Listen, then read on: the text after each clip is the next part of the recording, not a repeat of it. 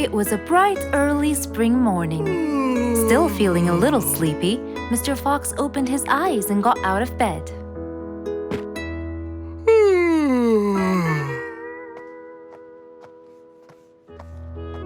Since the weather was beautiful outside and awfully tempting, Mr. Fox decided to go for a walk in the jungle. The sun was shining, the birds were twittering. It was a very peaceful morning. Well, sort of. Worried that something terrible could have happened to one of the animals in the jungle, Mr. Fox sprinted towards the sound. Are you kidding me? You're the size of an air balloon! Are you making fun of my size, you piece of you? What? Take that back now, you... No! I'll never take it back! This was all your fault! No, it wasn't! It was yours! No! It's always your fault! Now, calm down! Oh, Mr. Fox, I'm so glad you passed by. You're the only one that could solve my problem. Solve your problem? No, Mr. Fox will solve our problem. No way! What you did was a total crime. So not true. You're the one who started it all and injured me, you big... There, calm down. And just tell me what happened. He woke me up. Slow down, one at a time. Mr. Panda, you go first. Thank you. Now, I was walking heading to my house when I realized that for me to get there, it will take me 12 minutes. And I was so tired and sleepy. So I thought about it, and I realized I should just lay here for a while and take a short nap. And just as I was starting to get comfortable, I found little chicklets screaming with the highest pitch into my ears, Mr. Fox. My ears! Can you believe that? Well, that's not a very nice thing to do, little chicklets. Why did you do that? But I didn't, Mr. Fox. And how is that? I was heading to my favorite lake, and I was walking just right behind Mr. Wicks, when all of a sudden, out of nowhere, he decided to lay down and fell to the ground and squeezed my beautiful wing. And if it wasn't for my high-pitched voice, I would have been dead by now. Well, that was pretty dangerous, Mr. Wicks. What should I do, Mr. Fox? I was really tired and I needed my nap. So I took it. What should a panda do to take his nap? Can't you just wait till you reach your own house? Or at least look behind you before you decide to fall down? My house is 12 minutes away, and all the walking had already stolen away all my energy. I had to take a nap to recharge. I can't keep on walking forever. Then look behind you or sleep next to a tree or something. Why don't you watch where you're stepping? It was a very troubling matter indeed. The little chick almost got crushed. But Mr. Wicks didn't mean it. He was just so tired that he fell asleep. Right? Mr. Wicks, answer me. Did you intend to squeeze little chicklet's wings? Of course I didn't. Were you aware that you were going to take a nap in the middle of the road? Actually, I vividly remember. I walked to the tree side first, but when I woke up, I found myself in the middle of the road. How many naps do you need per day? From 5 to 7, I would say. Did you take a nap before you decided to head home?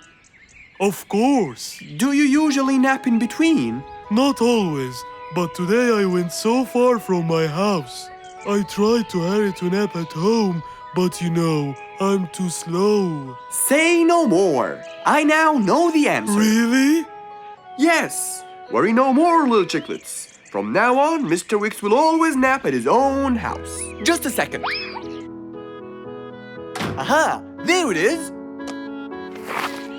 Is that what they call caffeine? My, I didn't think it was that huge. No. It's something even better. Better than caffeine? And chocolates too.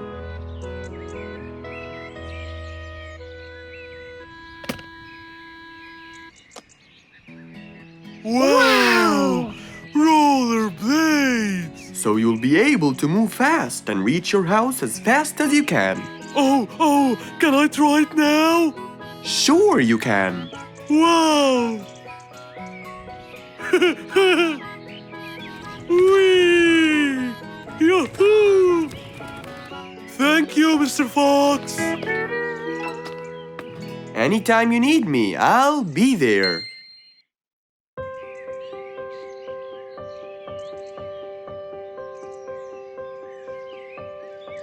It was a beautiful spring morning. The sun was shining brightly. The sound of the birds woke Mr. Fox up.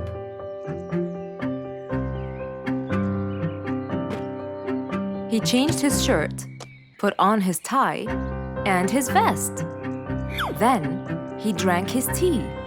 It was delicious. After reading a shop manager ad, he got into his car and drove off.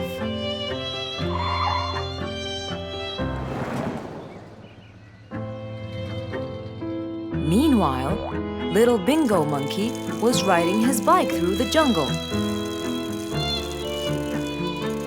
He was having loads of fun, but suddenly the bike slipped and little Bingo fell off. Are you okay, Bingo? Hang on, I'm coming. Yes, Mr. Fox, but my bike isn't. Oh, it looks like there's a problem with the tire. Don't worry, Bingo. I'm going to help you. Bingo, can you help me count how many nails I need? Of course. Here's 1, 2, 3, 4, 5, 6, 7, 8, 9. I think there are 9, Mr. Fox. Okay, Bingo. Let me count how many I have in my toolbox. 1, 2, 3, 4, 5, 6, 7, 8, 9. I'll get one more just in case he miscounted. So 9 plus 1. We need 10 nails. That's easy.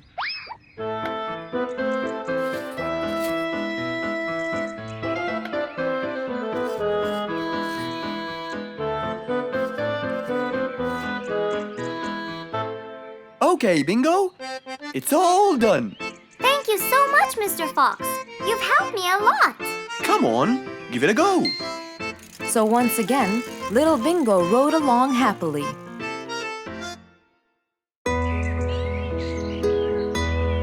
Just imagine if you woke up one day and all your food was gone. Your house was a big mess and the oven was turned on. What happened exactly? You really can't tell. But that's what happened to our friend Giselle.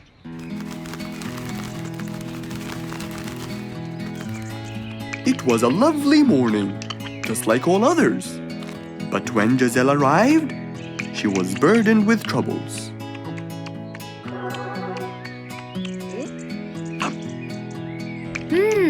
These are good. Yeah, my mom makes the best pancakes in the world. Look, it's Giselle. Hey, Giselle, come join us. Have some of these delicious pancakes. Thanks. I'm not hungry. What's wrong, Giselle? You guys, I think a thief broke into my house. What? Food has been going missing from my home, but I didn't think much of it. But the amount of food disappearing kept getting bigger and bigger. And yesterday, all of my food went missing. And there was a huge mess at my house. I even found the oven turned on. My house could have burned to the ground. Oh, I'm so sorry to hear that. Are you okay? This sounds really dangerous. What if this happens to my house next? Calm down. Whatever it is, I'm sure we can deal with it. Giselle, let's go to your house and check it out. And so, they left for Giselle's house. They had no idea what would be waiting for them. Oh dear, what a mess. Did you not hear them at all? I heard noises, but by the time I got up, they were gone. Did they take anything else other than food? No, nothing else is missing. So how do you explain all this mess? Maybe they were trying to find their way in the dark.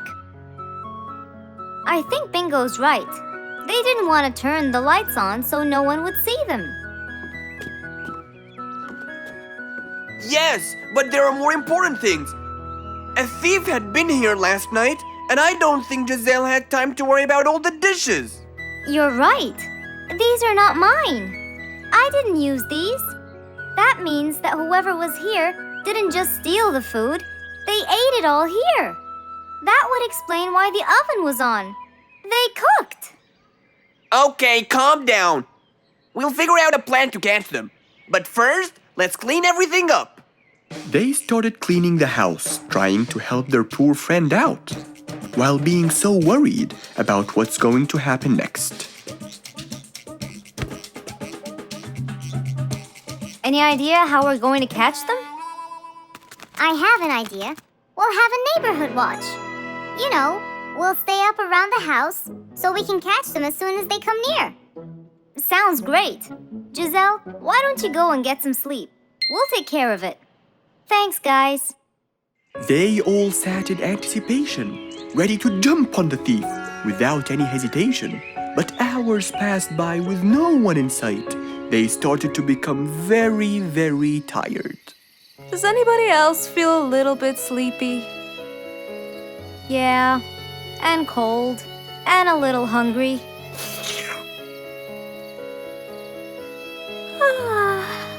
Parrot, do you see anyone from up there? No, no one's around. Guys, you can go home. I'll stay here for the rest of the night. I'm not tired.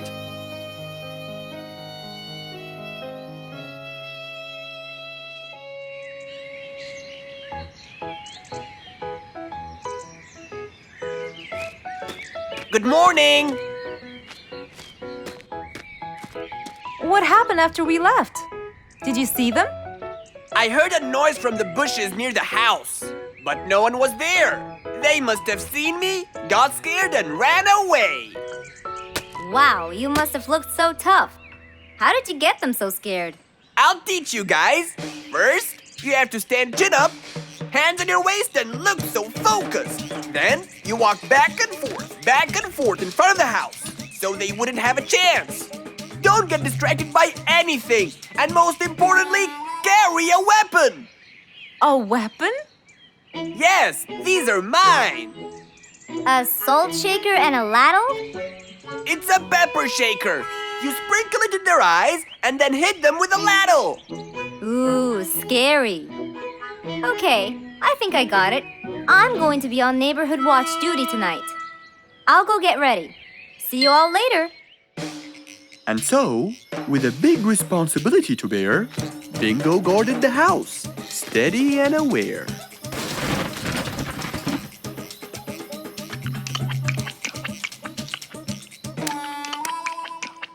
Zebra, what are you doing? What?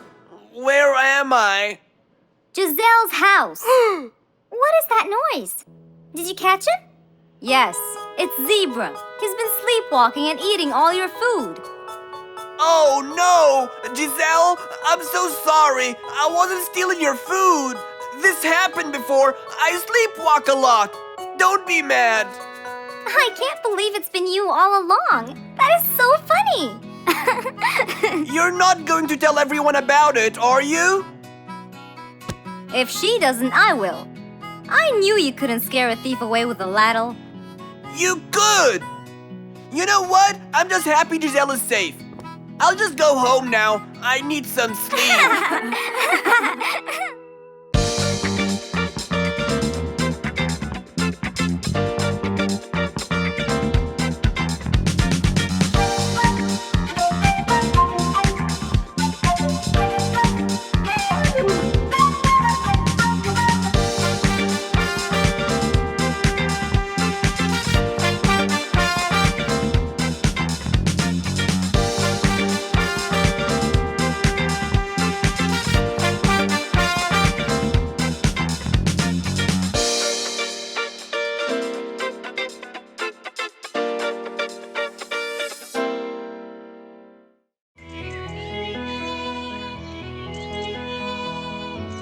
It was a very fine day, in the beautiful month of May.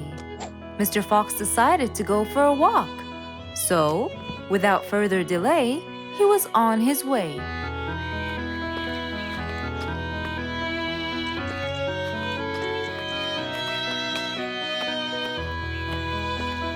While Mr. Fox was walking, enjoying the sun and the trees, he heard a quarrel at a distance and someone saying, Stop! Please!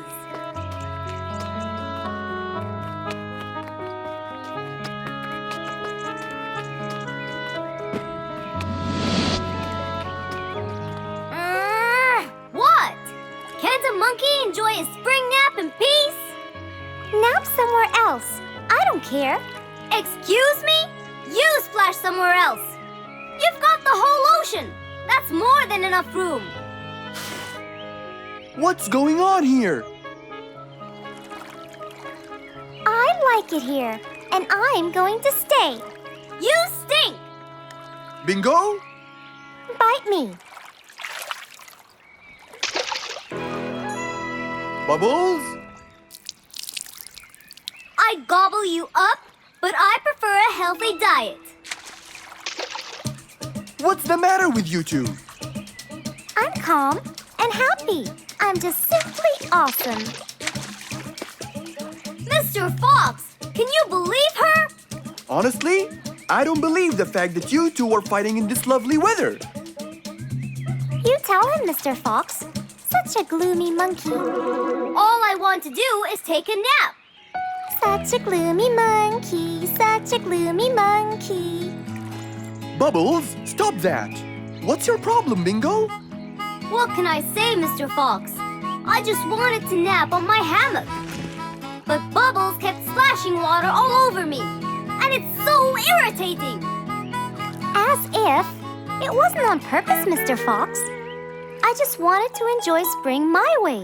Can't I enjoy the weather however I please? Of course you can.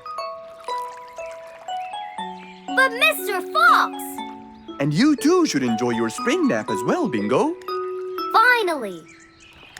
That's right. Go enjoy your spring sleepiness some other place. Say what now? You know what? I've got the perfect solution to your problem.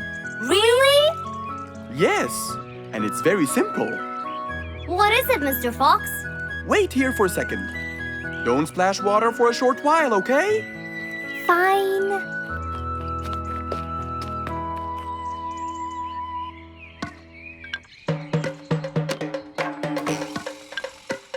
The hammock was very close to the lake.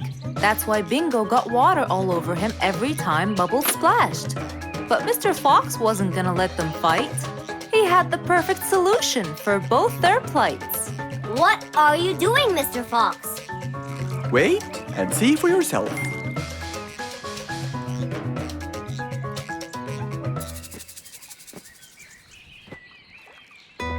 Let's see. First, we'll untie the hammock. 1, 2, 3, 4, 5. Now, we'll go a few more steps up and tie the hammock again. Here's good. There you go. Try it now, Bingo.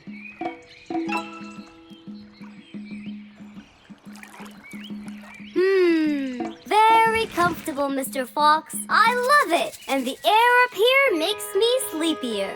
Bubbles, give me your biggest splash. Whoa! Ha ha ha ha ha. Whoops. Sorry, Mr. Fox. Don't worry about it. I feel fresh. Mr. Fox's work was done. First there was trouble, now there was none. For there was indeed no better deed than rushing to help a friend in need. One nice spring night, Mr. Fox was sitting in his balcony, relaxing and drinking his favorite juice, when suddenly the phone rang.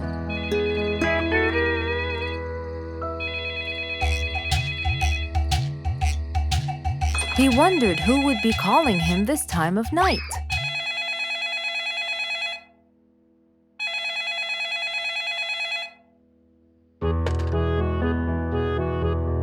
Hello? Who is it? Mr. Fox, it's Rorik. Your Majesty, how may I help you? Well, Mr. Fox, I'd like you to come to my house early in the morning to discuss something urgent. Of course! I'll be there. After he hung up the phone, Mr. Fox went to sleep. He was supposed to wake up early. He wouldn't want to miss his appointment with the king.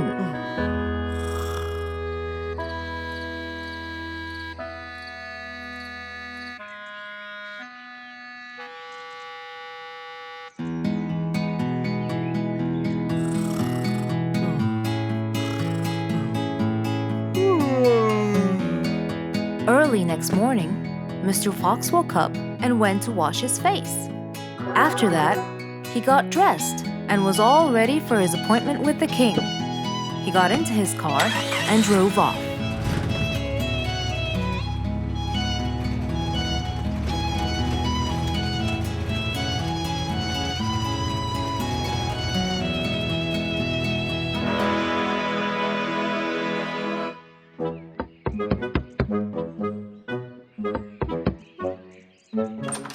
Hello, Mr. Fox. One moment, please.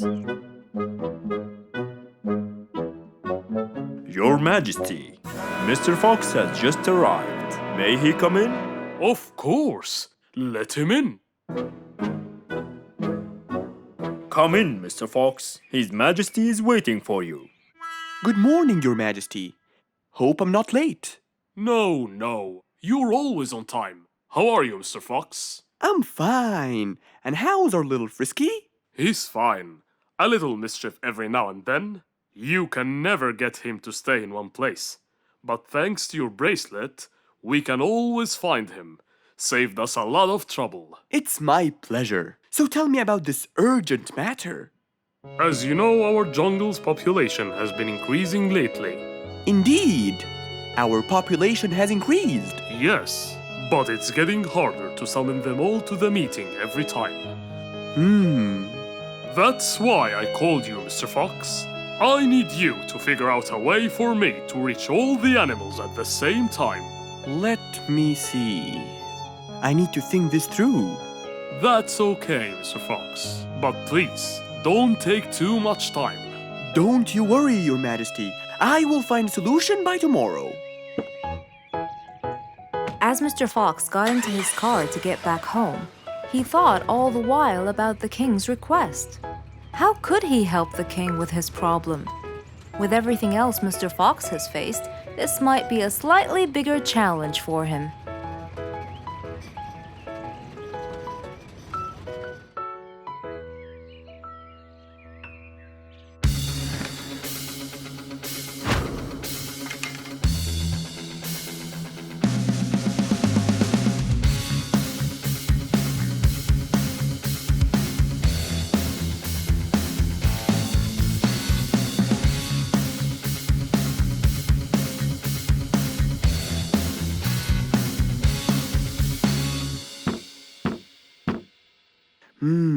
This is more challenging than I thought. Maybe a short break will help. Mr. Fox went back to his house and sat on his sofa. Since he can't think anymore about the king's request, he thought it would be great just to relax and watch his favorite TV show. Everything was peaceful and quiet. But then suddenly, I got it! Mr. Fox rushed back to his workshop. He quickly designed a new device. He carried the new device to his car, and off he went to King Rorik's place.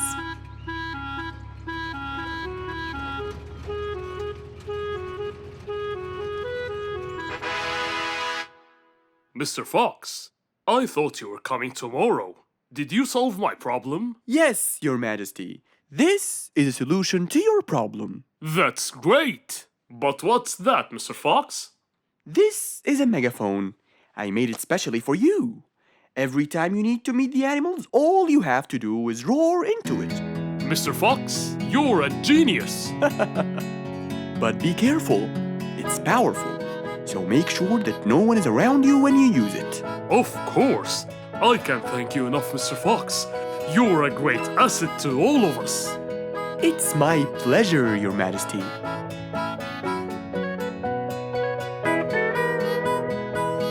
Goodbye, Mr. Fox.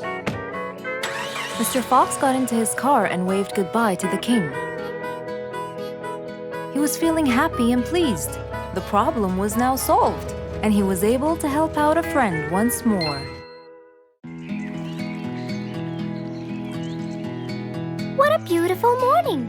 Mr. Falcon should have been here by now. He was supposed to get me some sugar candies from the other side of the river.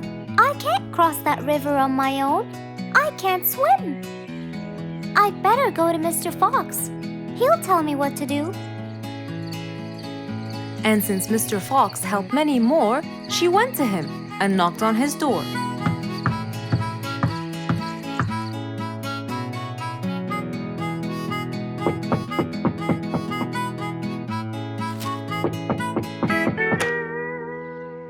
Who's there?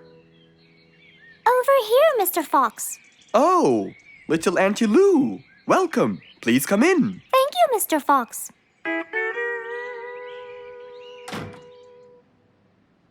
What can I do for you? Mr. Fox, my problem might seem small, and I know how busy you are, but Don't worry, Auntie Lou. Whatever it is, we'll find a solution. Tell me, what's bothering you? sugar candies. Sugar candies? But you love them. Yes, Mr. Fox, I do. That's the problem. The only place I can find them is by the other end of the river side, and I don't know how to swim. Well, how did you get them before? I had some friends who would cross the river and bring me some candies with them. But I can't wait for them to go every time. I want to be able to get them myself. I see. So you want a way to cross that river by yourself. Yes. Do you want to learn how to swim? Impossible. I'm so afraid of the water. It's my worst nightmare. Isn't there any other way, Mr. Fox? Sure there is. Let me think. Mr. Fox thought quickly and without delay, for there was already another way. He'll build a bridge for Auntie Lou, so she could cross whenever she wanted to. Little Auntie Lou, how wide is that river? Very wide, Mr. Fox. It won't be easy, but let's go. Into the workshop ran Mr. Fox. He grabbed some wood and his toolbox. He put them in his Jeep and hopped inside. Then he and Auntie Lou went for a ride.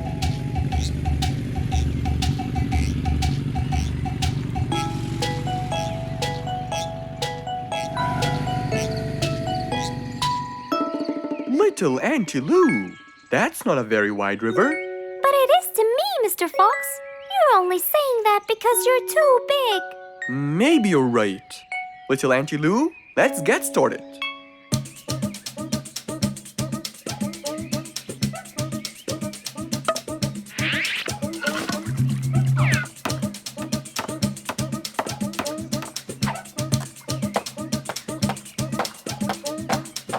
Finally, the bridge is complete.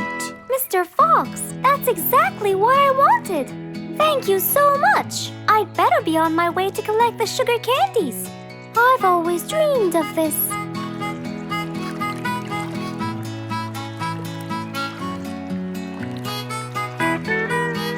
Enjoy the candy, little Auntie Lou.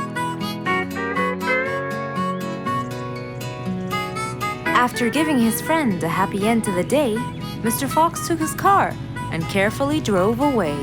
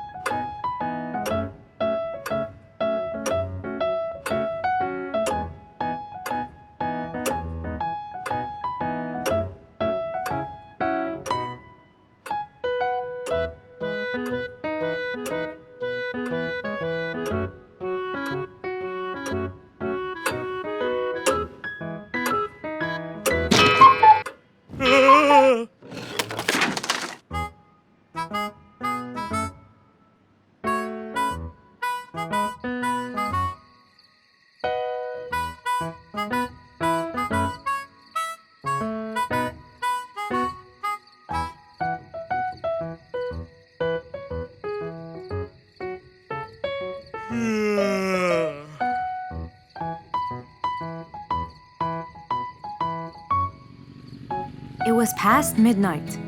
Mr. Sleeperson Koala was on his way home from work. The streets were empty and quiet. He was falling asleep. He tried really hard to keep his eyes open, when suddenly the car stopped for no reason.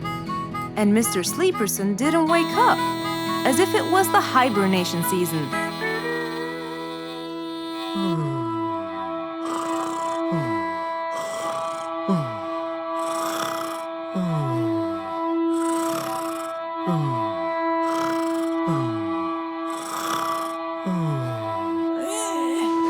What is that?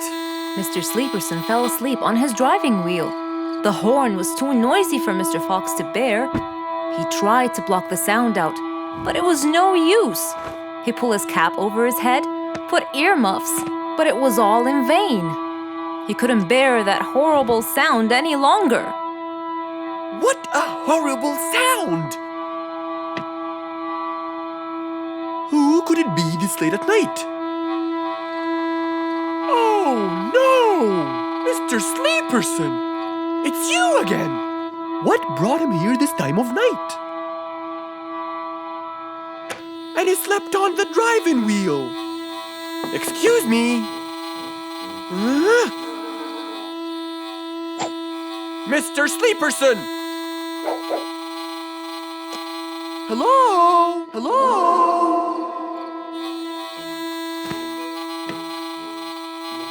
Oh, that's enough! What? Where? What time is it?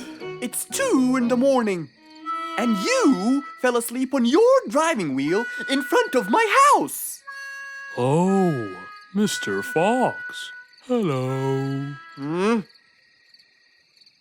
Oh my, it's 2 a.m. Oh, you noticed? So how can I help you, Mr. Fox? Help me? Help me? You're the one in front of my house. What am I doing here? I don't know. You tell me. I was fast asleep when I woke up to that horrible sound of your noisy horn. Oops. Sorry. I must have fallen asleep while I was driving again. My bad. Never mind that. Could you please drive all the way to your own house without falling asleep or bumping your head against the horn? Oh, sure, Mr. Fox. Have a good night. Good night. But as Mr. Sleeperson tried to start the car, it wouldn't start. Huh? Oh man! Oh, Mr. Fox. Wait. Help. Now what? The car won't start. Is that so? Can you check it for me, please? Of course! Mr. Fox walked back to the car and started to check it out.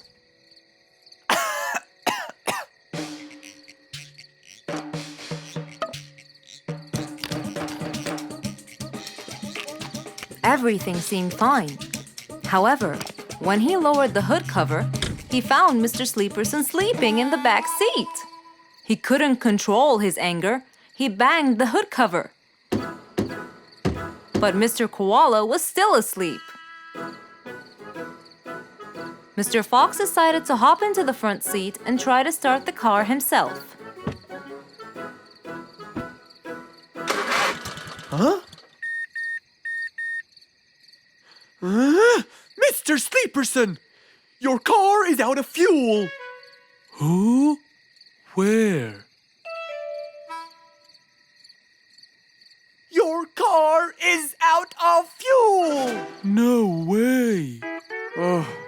What will we do now? You have to fill the tank. Okay. Mr. Sleeperson! What? Wake up! I'll fill your tank for you. I have some fuel in my house.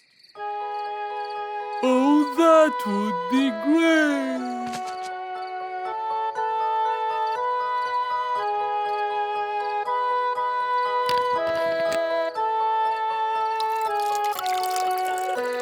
Mr. Sleeperson, it's all done. You can go home now.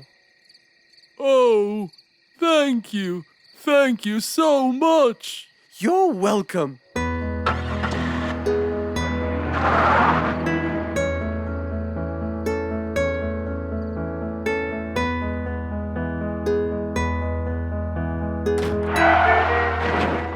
Oh, not again. Rose stood in front of her painting stand, holding a few colors in her hand. But things weren't going as she planned. I think I should just paint the pig blue. No, wait. Maybe this will do. Maybe I should just take some of the pink color on my feathers.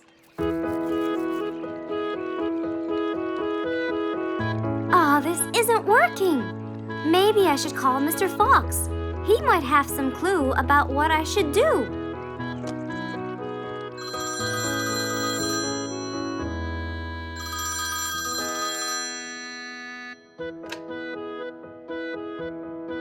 Hello. Hello, Mr. Fox. It's me, Rose.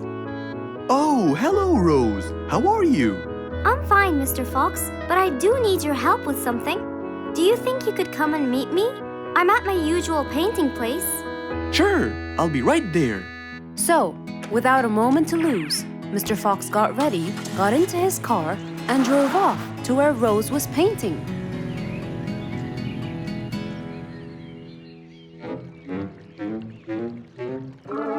Oh, Mr. Fox. I'm sure glad you're here. I tried everything, but nothing seems to work. What are you trying to do, Rose? I was just trying to get some pink paint, Mr. Fox. I'm not sure that this is the right way to do it, Rose. Well, what should I do? Do you have an empty color palette? Of course. So, what colors do you need? I have red, blue, yellow, black, and white. But I still need pink, green, orange, purple, and brown. Let me see. If we take a bit of red and a bit of white, we can make pink. Oh, it's just like magic. How about the other colors? Do you want to try? Why, yes, I would. But which colors do I use? Use your imagination, Rose. I want to try red and blue. Okay. Wow! Now I can paint my violets purple. Do you want to try again? Sure. This time I'll try red and yellow. Nice. Now you have orange. It's beautiful, Mr. Fox. But I'm still missing green. Well, let's see. We still haven't mixed blue and yellow, have we? Right! This is a really cool shade of green.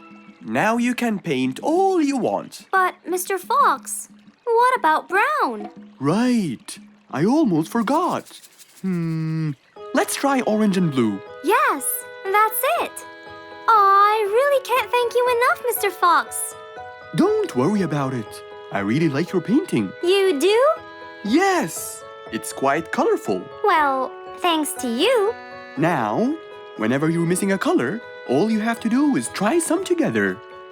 All the colors that Rose once knew, when mixed together, turned to something new. Pink, purple, orange, and green. Something she had never seen.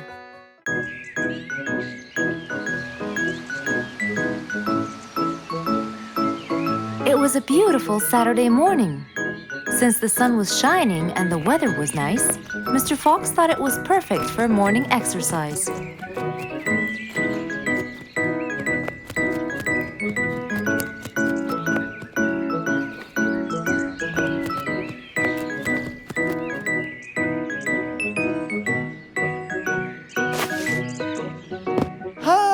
Piggy, how are you? Haven't seen you in a while. I really missed you.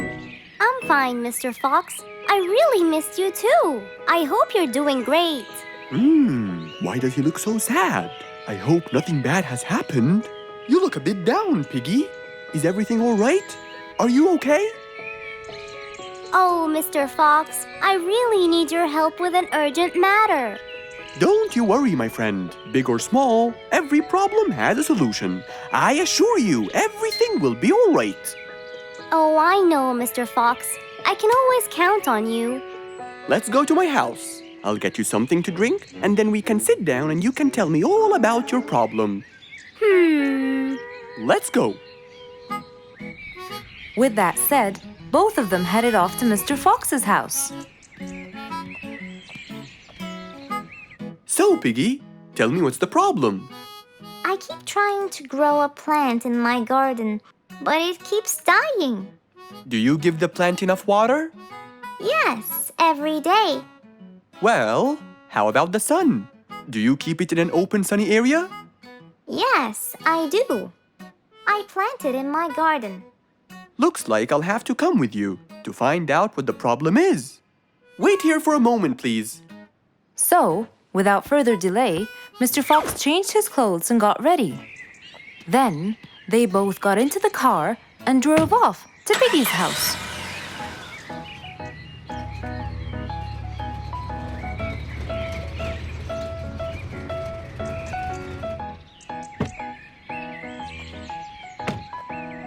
Look, Mr. Fox. These are the plants I told you about. Little Piggy, the plant you're trying to grow is ivy. And ivy likes to grow on something firm, like a gate or a wall. That's how they grow so tall. Ivy? I thought it was just an ordinary plant. Well, you can still grow it on the garden wall. Piggy, do you have a ladder? Yes, Mr. Fox. Over there. Okay, come with me. Hand me the drill, please.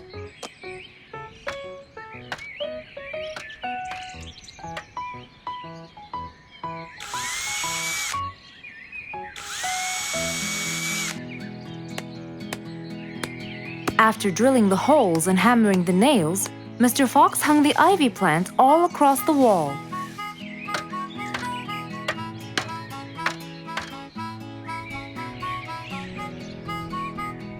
Now, when the ivy grows, it will find this wire to hold on to. I got it. Thank you, Mr. Fox. You're welcome. Take good care of it. After saving the plant and helping his friend, Mr. Fox took off. And that, my friends, was the end.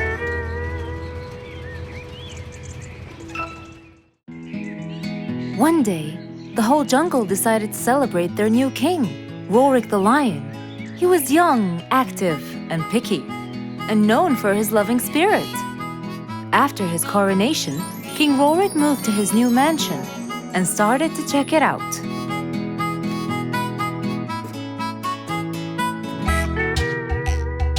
Great, and that's my throne, right? Exactly, Your Honor. Well, I'd better check it out. Yes, please do.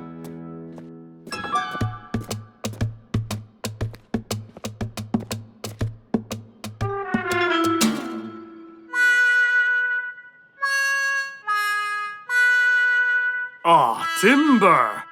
That's too uncomfortable. But Your Honor, it was made especially for you. Not good enough.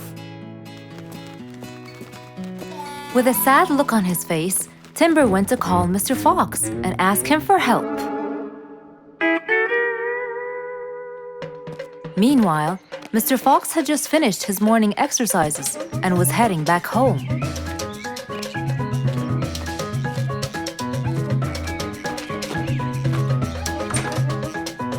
After a cold shower, he changed his clothes and had some tea.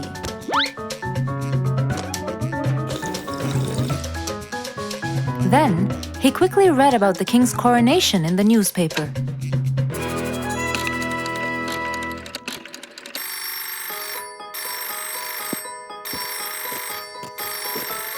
Hello? Hello, Mr. Fox. Can you please, Hello, Mr. Fox. This is Rorik. Oh, hello, Your Highness. How may I help you? I need you to come immediately. There's a huge problem, and I'm pretty sure that you're the only one who can help. I'll be right there.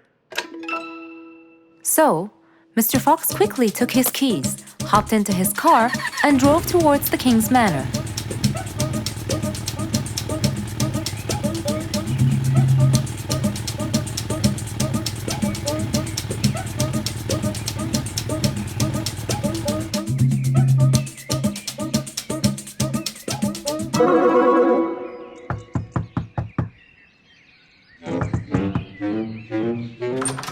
Hello, Mr. Fox.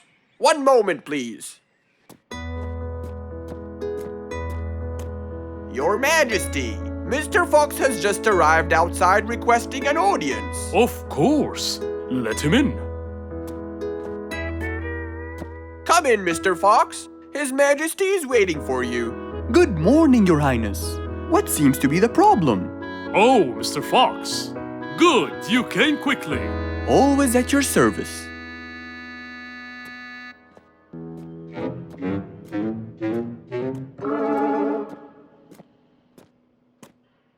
Well, I was at my coronation, and I thought I would check out my throne. But unfortunately, I felt too uncomfortable.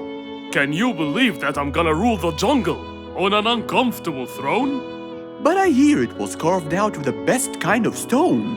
But it still hurts my back. Oh my! Anyway, I've decided to design my own throne. What a great idea! But I need your help to make it as soon as possible. It will be my pleasure, Your Highness.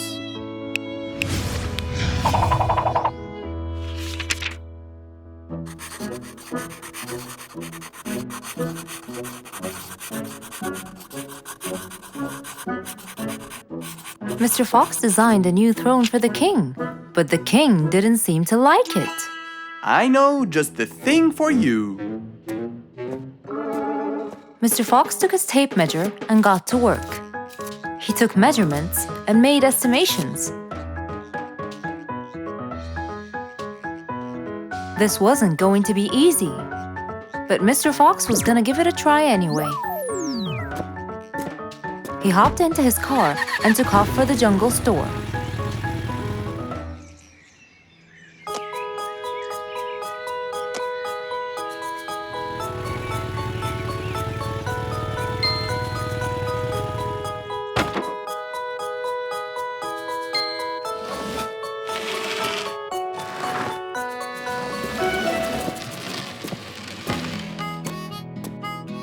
All done. Can you please try it now? Wow! That's exactly what I wanted. Glad you liked it, Your Highness.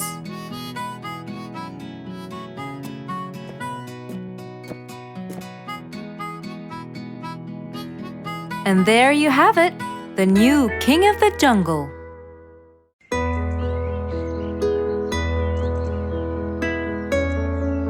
Roo is sad and looks really down. On his face, there was a frown. He had a cake, but he didn't care. And although it was his birthday, he said, "Life's not fair." Thank you, Mom. You're welcome, sweetie.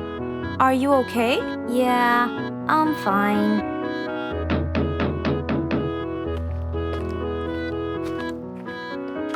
Oh, look who's here. It was Roo's best friends, Poppy and Fluffs.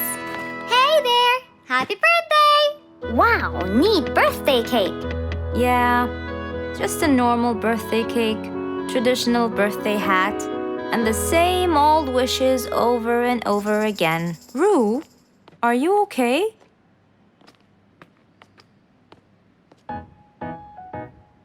Bad timing, huh? He looks sad. I know, but the cake is still here. Oh, stop it. We have to help him feel better. It's his special day. A little bite won't hurt. Oh, sure, the cake won't hurt. But what about my fist? Fine, fine. What do you have in mind? Let's go.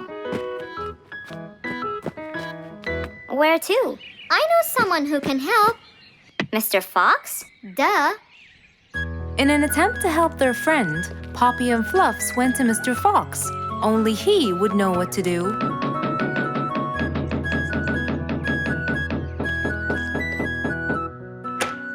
Hey, carrots. Do you have any lemonade, Mr. Fox? I stopped apologizing for his behavior long ago. You know, Fluffs, he's just Fluffs. It's okay. Come in. Are you sure it's all right? Positive. It's always the right time. It's Rue's birthday, and he's pouting. He's bored with the same birthday routine every year. So we want to make him something different this year. Can you help us? Yeah. Unbelievable. You'd think I'm quite believable if you tasted this lemonade. It's awesome. Any ideas, Mr. Fox? What do you guys say I help you throw him an extraordinary party with a magic show? A magic show? But who's gonna perform the magic tricks? You guys will. I'll teach you. This is the best idea ever. I agree. We'll also bake him a cake. But he says cakes are boring. I can assure you, this one he will like. Sounds like the perfect plan. All right, first, let's bake the cake. It wasn't a very easy task, but all three of them worked hard to make this the best day ever.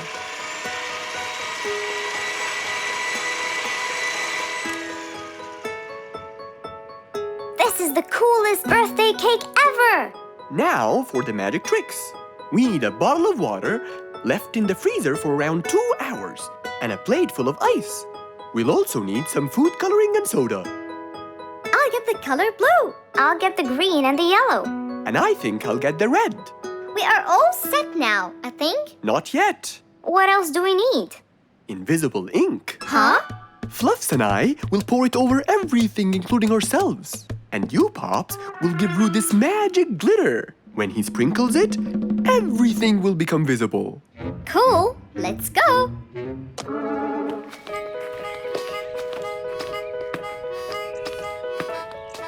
Let us pour the invisible ink now.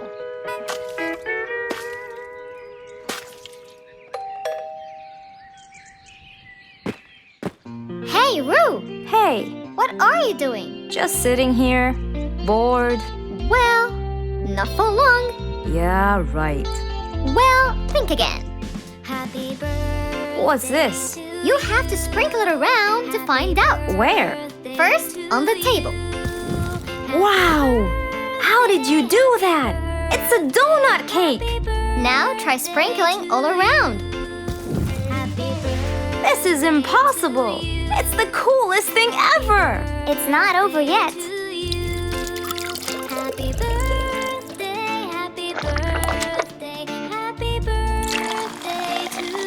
I can't believe you guys did all this for me! All thanks to Mr. Fox. He was a great help.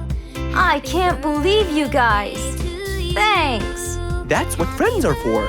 Mom, come and see! What wonderful friends you have, Roo! Yeah, I think so too. Because of his friends, Roo's birthday was extra nice. One celebration was not enough, so they celebrated twice.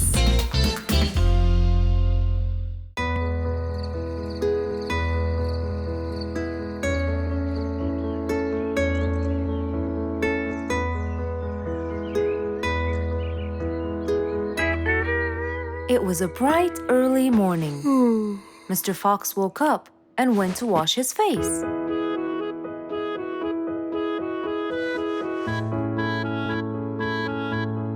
Since he was feeling a little hungry, he went to prepare some breakfast. He prepared fruits, some cheese, a fried egg, and some veggies. He looked around for some bread, but couldn't find any. No problem. He'll go to the bakery and buy some. I guess I need to buy some bread from Mrs. Flute's bakery. Then I can have my delicious meal.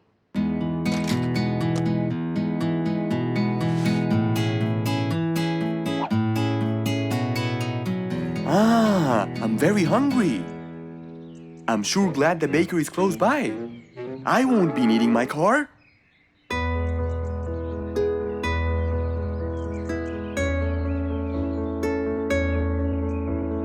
Mr. Fox decided to walk to the bakery. He really enjoyed the early morning breeze. And on his way...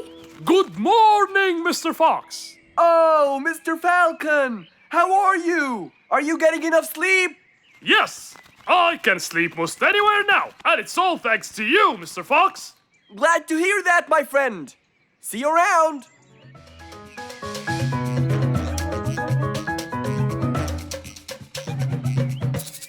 When Mr. Fox finally reached Mrs. Flute's bakery, he found a long line of customers. He got in line and patiently waited his turn.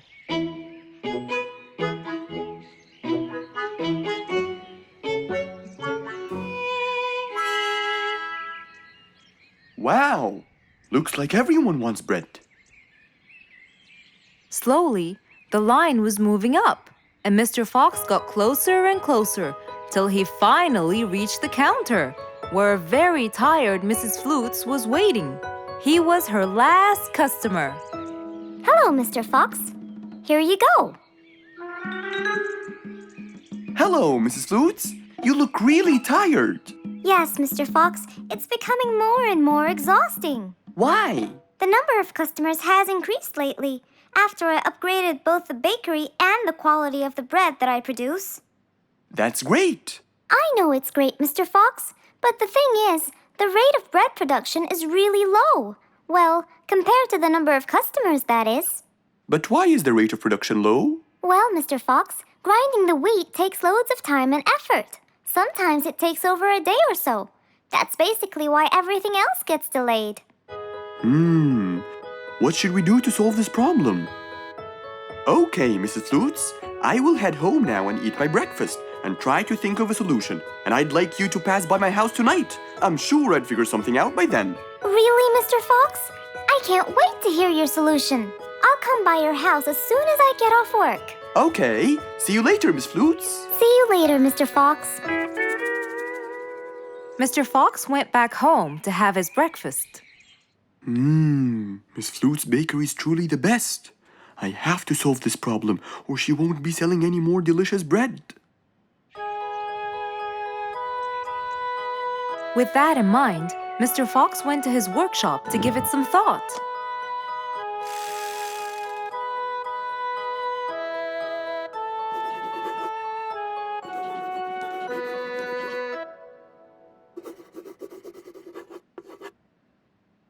Finally, he had a great idea.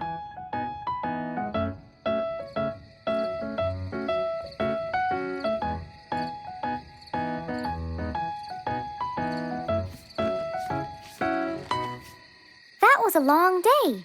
I should head straight for Mr. Fox. I'm sure he would have solved my problem by now.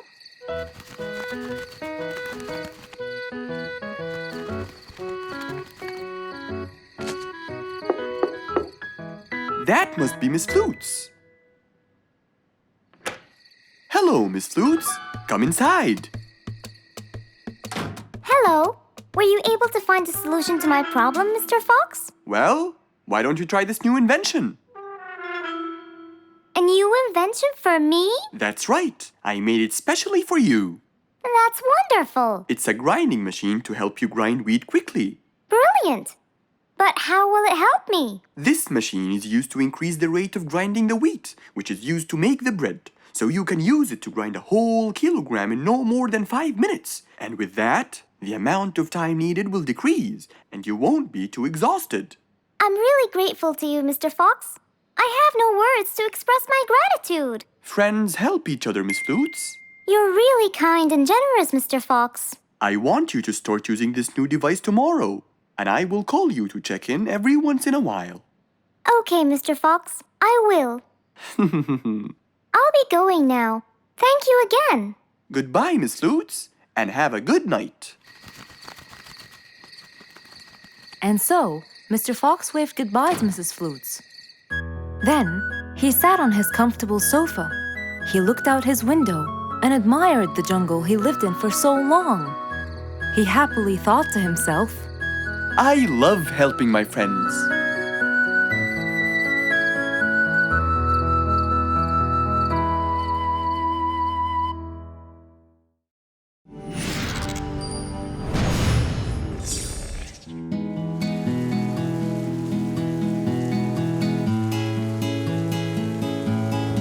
One stormy winter night, when most of the animals stayed warm in their beds and turned off the lights. There was thunder, there was lightning, and Woody the Woodpecker found it frightening. He knew he was in trouble, for his house will soon become rubble. Oh no! What am I going to do? I better go to Mr. Fox before things get worse. With a nice cup of hot chocolate, Mr. Fox continued reading his book when the doorbell rang. It was winter. No one would walk in the rain unless they had a complaint. Woody, what are you doing walking around in such cold weather? Hurry, come in.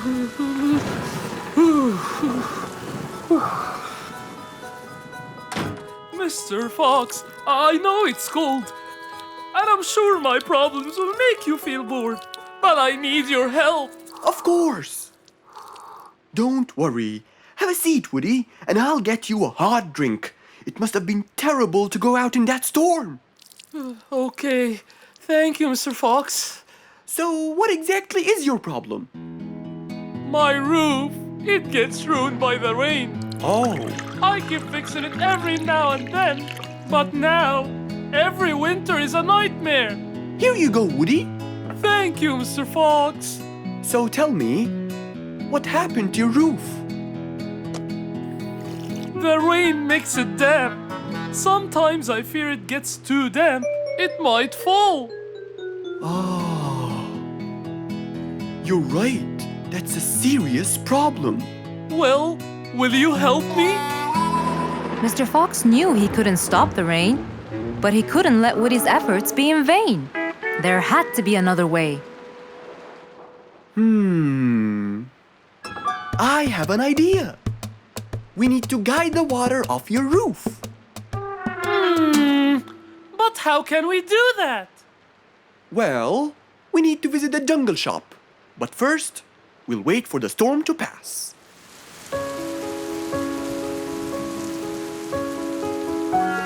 Finally, the storm faded away, revealing a bright, warm, sunny day.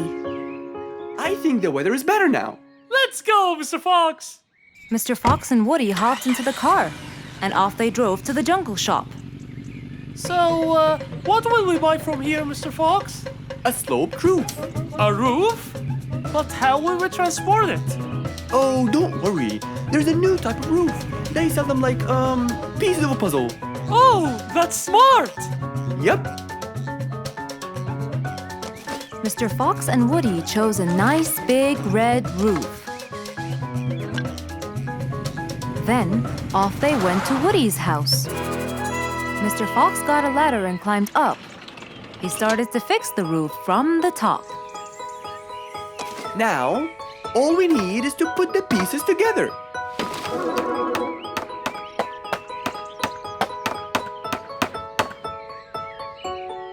All done. I'm coming down. Wow, it looks great!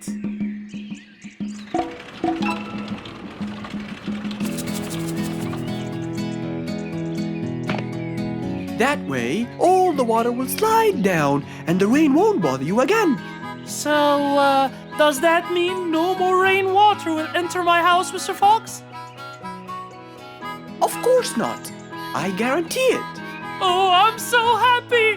Thank you so much, Mr. Fox. Oh, it was nothing. We all like living in a dry, warm place in the winter.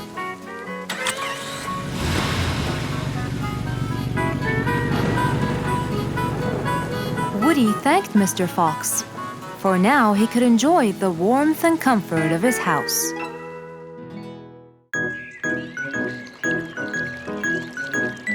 It was a nice, warm autumn day. Mr. Fox was doing his morning exercises, sit-ups, push-ups, and running on the jungle track. A very refreshing start to the day. But then, unexpectedly, fog started to form, stopping any plans to enjoy the beautiful weather. Why is there fog covering the whole jungle? This is really strange. It's been happening a lot lately. I really hope everyone's all right. I should head home now. Oh, I think I should probably stay home today. I don't have my morning newspaper yet. And how would I? It's impossible to see. Aha! Wait a minute. I'll try calling Mr. Falcon. He'll definitely tell me what's going on. Mr. Fox held the phone and dialed Mr. Falcon's number.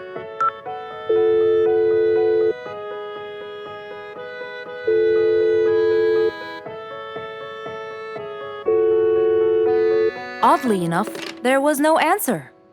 I guess he's not home. Maybe I can reach him on his walkie-talkie.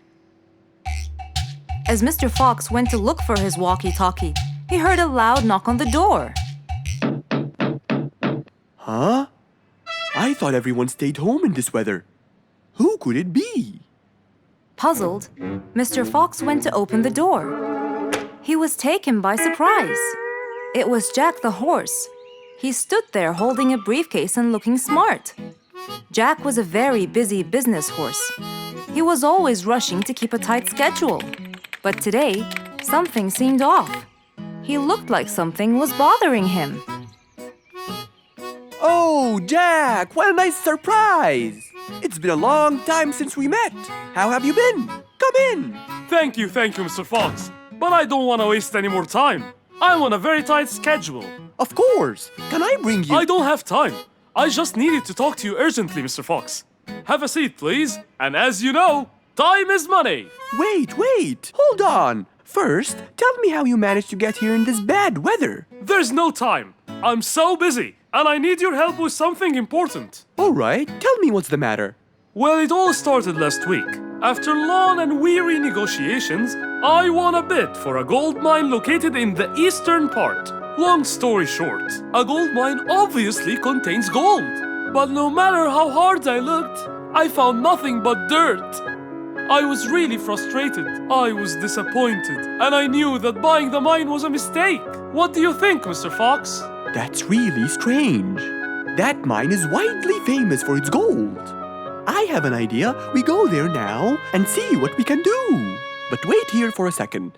I need to bring something that will help us. Are you sure you don't want to drink anything? Yes, thank you, Mr. Fox. But please, hurry up. You know that time is money, and I can't waste any more time. I get it.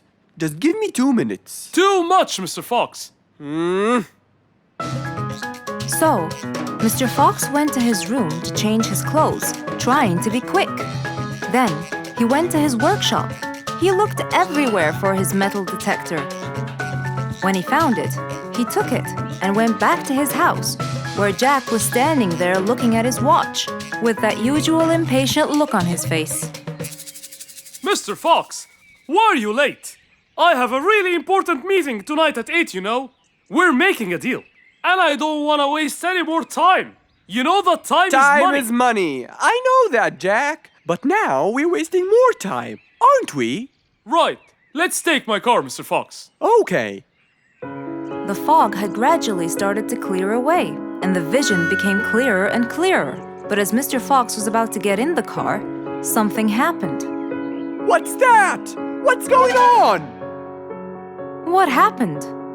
That's what we'll find out in the next episode. It was a beautiful morning. The sun was shining brightly over the jungle. And seeing how nice the weather was, Mr. Fox decided to go for a walk.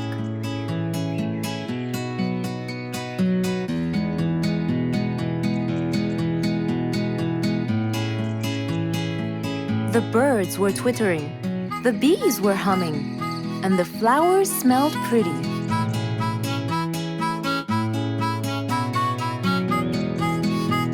As Mr. Fox was passing by Bingo's house, he saw him doing something really strange.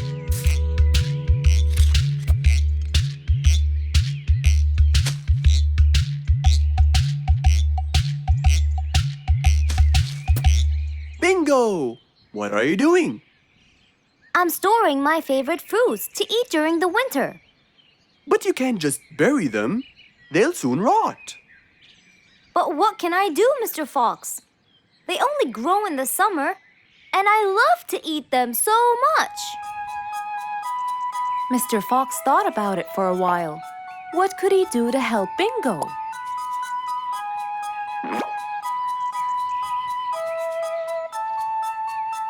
Don't worry, Bingo. I think I have an idea. Really?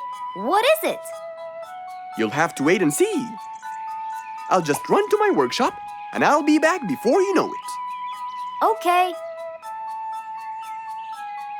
Mr. Fox went back to his workshop and gave it some thought.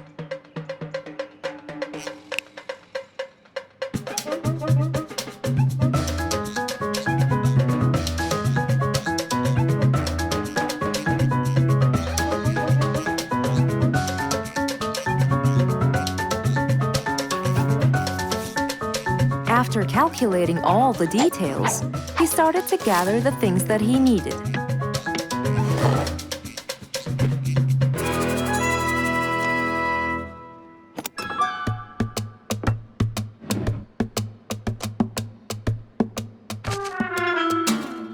Then, he took his toolbox and his car keys, and of course, the glass plates. He put them all in his car and was on his way.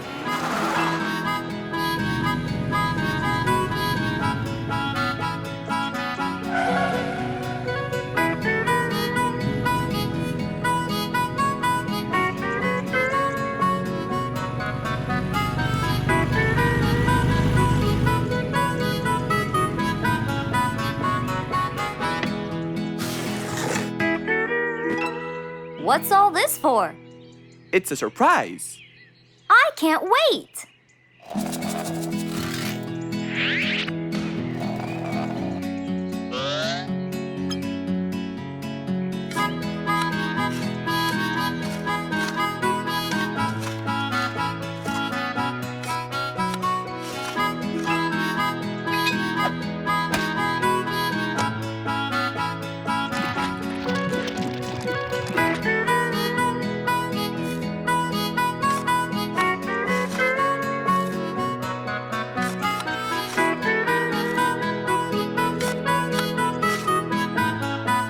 Mr. Fox was almost done, and Bingo was watching him, looking slightly puzzled.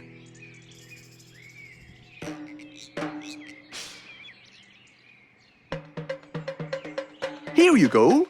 You'll never miss pineapples again. So I can store them in here? No. You'll grow them in there. This is called a greenhouse. But it's not green. It's transparent. No. It's called green because we can grow green plants and fruits inside it whenever we want. Oh, so now I can have pineapples whenever I want? Yup. Anytime you want. Awesome! Thank you, Mr. Fox. Glad I could help. Here, this is for you, Mr. Fox. It's the best one I've got. Oh, that's very nice of you, Bingo. I love pineapples. Now you and I can eat them anytime we want. After helping out his friend, Mr. Fox went back to enjoy the rest of his day.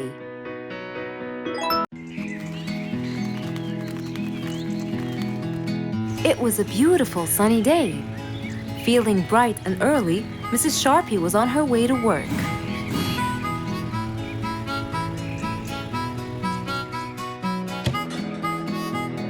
Good morning, Sharpie. Good morning, Emma. You're looking good today, Sharpie. Thank you.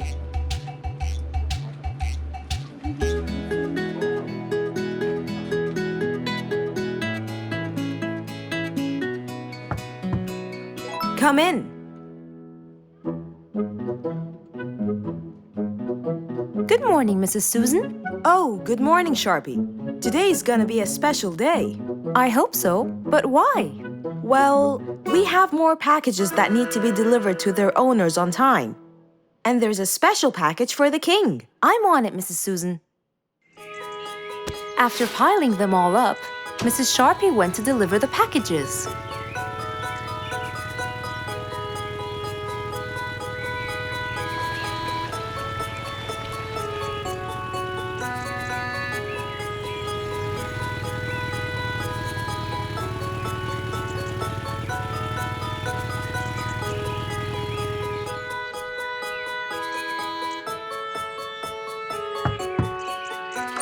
Here's your package.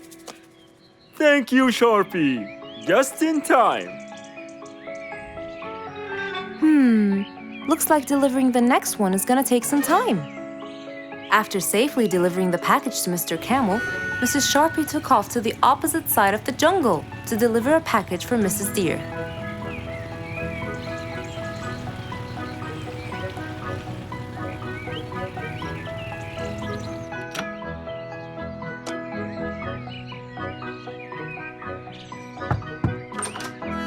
Here's your package. Thank you. But why were you late? I waited all morning. Next was Mrs. Bird's package, and that was south of the jungle. That was very tiring for Mrs. Sharpie.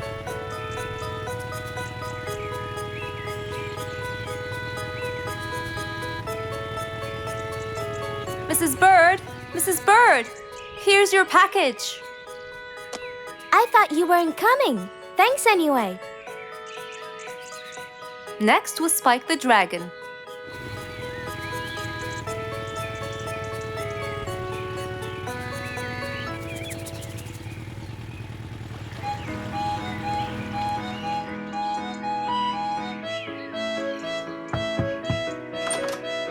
Here's your package.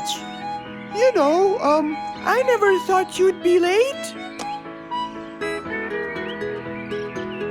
Oh no! It's the last package I'm delivering today. I hope the king is not too upset that I'm late. Worried and a little scared, Mrs. Sharpie took off to deliver the last package. She was already late as it is. The last package was intended for the king, and after being all over the jungle, will she be able to make it in time?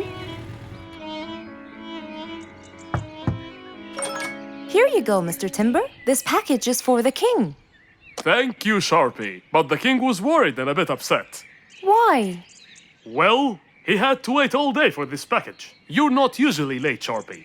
He was very upset. My sincerest apologies. I'll be more careful next time. Mrs. Sharpie was very tired and really upset. Having to deliver packages all over the jungle was no minor task. So, she decided to go to Mr. Fox and ask for his help. Oh, hello, Mrs. Sharpie. How have you been? I'm not good at all, Mr. Fox. You have to help me. What happened? I've got a lot of letters and packages, and I keep flying east and west all over the jungle. This won't do, Mr. Fox. I'm so tired. Oh, Mrs. Sharpie, you do look exhausted. Please come in and we'll figure this out together. Would you like a cup of hot chocolate? No, I just want to find a solution, Mr. Fox. Okay. Tell me what the problem is exactly. I get too much letters, so I fly to deliver them. I find that the first letter should be delivered to the western part of the jungle, so I fly and deliver it, just to find that the next one is in the eastern part of the jungle. And when I fly and deliver it there, I find that the one after it is in the north. And after that, it's west again. And it's all driving me crazy. Calm down, Mrs. Sharpie. There must be a solution to all of this. That's why I came to you. I kept thinking and thinking, but they come in packages, and I must deliver them all in one day. So how can I do that? Don't worry, Mrs. Sharpie. We'll sort this out. Sort? Sort! That's it! Why don't you sort them out from the very beginning, Mrs. Sharpie? What do you mean by sorting them out? I mean, first, you should read the addresses and sort all the letters that should be delivered north together, and those that should be delivered east together, and so on. And then I'd finish all the north letters together, and the east, and then the south, and then the west, right? Precisely. That's a great idea, Mr. Fox. Thank you so much. Wait, where are you going? I have letters to sort out. Thank you, Mr. Fox. Glad I was able to help you, Mrs. Sharpie. Goodbye.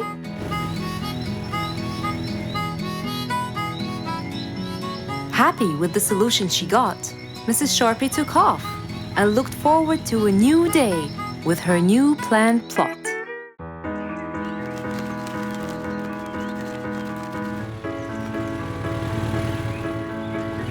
One beautiful spring morning, though tired and sleepy, Mrs. Sharpie the post owl was on her way to Alfie's house to deliver a parcel.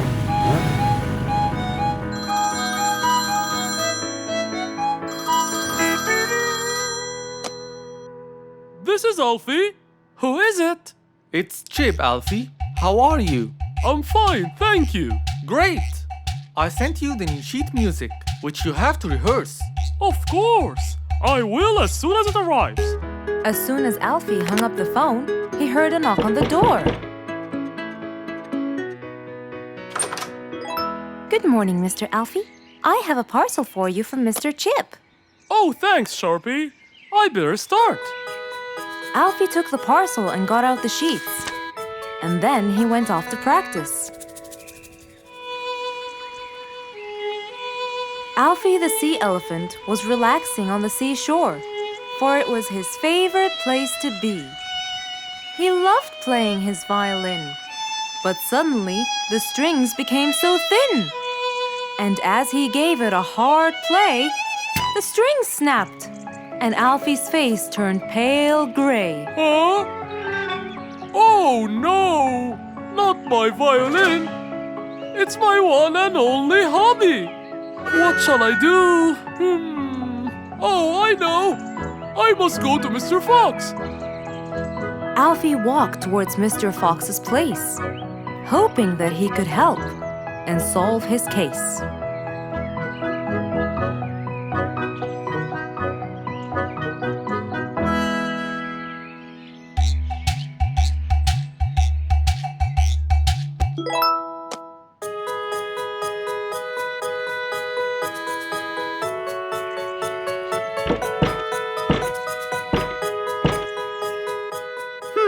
I wonder who?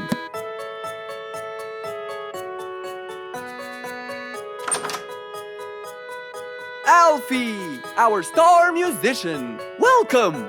Come on in. Thank you, Mr. Fox. Have a seat. Would you like some lemonade? Yes, please, Mr. Fox.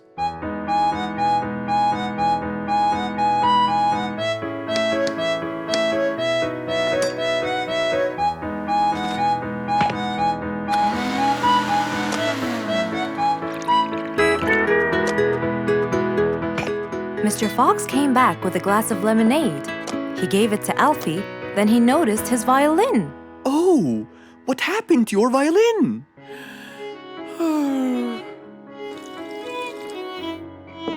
I was playing by the seaside and suddenly the string snapped. What do you think I should do? Well, we can simply buy some new strings and change them. I already bought them, but I don't know how to change them. It's my first time. No problem. It's easy. Now let me teach you how to replace them. First, we remove the old string by twisting this till it's loose. Then, we pull the broken string out of its hole. After that, we twist the tuning peg on the other end and pull the other end of the string from its hole as well. See? Now the whole string is out. We insert the thin end of the new string into the hole of the tuning peg. Then, bend the string around the hole like that and fix its other end into the other hole.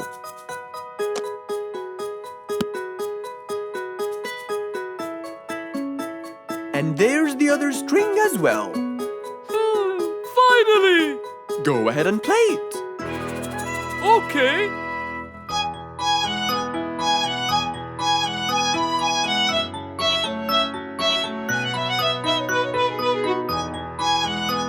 With his violin finally fixed, Alfie walked out the door. He went back to play on his favorite seashore. Who can you always count on? They're always there when you're feeling down, ready to draw a smile and remove that frown. They make a bad day so much better, especially if you share toys and play games together.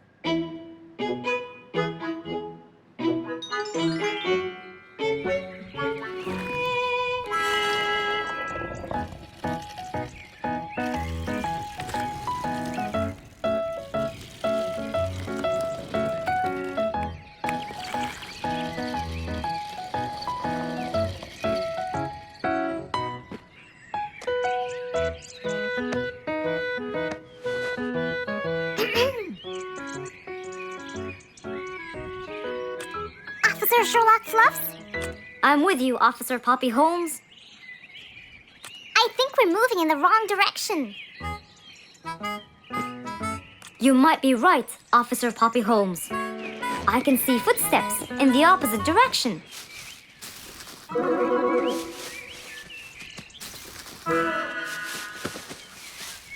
Officer Sherlock Fluffs. I think someone is after me. Run, officer, run!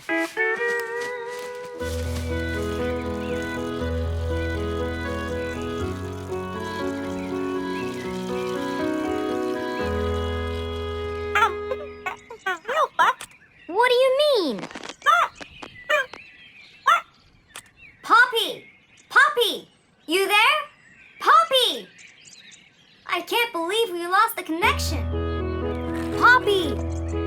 Poppy, where are you? Filled with worry, Fluff searched and searched for Poppy, but he couldn't find her anywhere.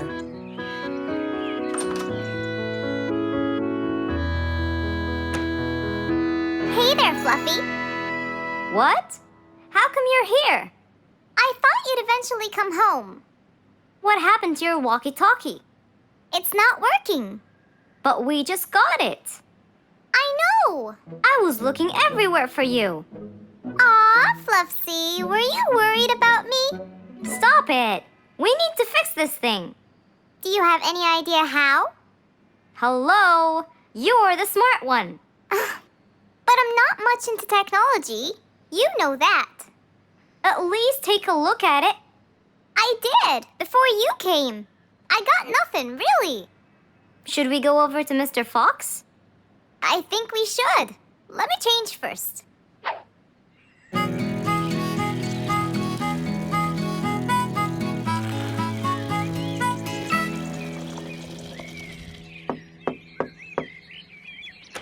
Hello. Hey, Mr. Fox, Poppy broke her walkie-talkie. I so did not. Don't fight, you two. Show me your walkie-talkie. Maybe I'll be able to fix it. Here. But I promise I didn't break it. I'll go to the workshop and see what's wrong with it. Thank you, Mr. Fox. Sure. You really think I broke it? Why else would it stop working? But I didn't. Well, I kind of think you did. You're unbelievable.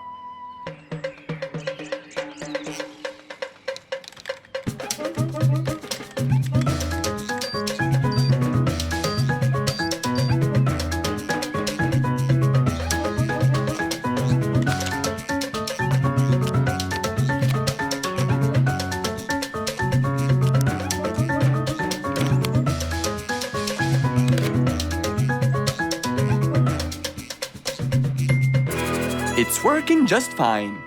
I told you. Well, it wasn't before. I tried it. I know it wasn't, but now it is. See, Poppy, you did break it. And Mr. Fox fixed it. It wasn't broken, Fluffs. It just ran out of batteries. I'm sorry, Pops. Never mind. I was worried about you, though. I know. I have a wonderful brother. Brothers and sisters may fight every now and then, but at the end of the day, they're still best friends. An autumn windy day. It was Jumbo's birthday.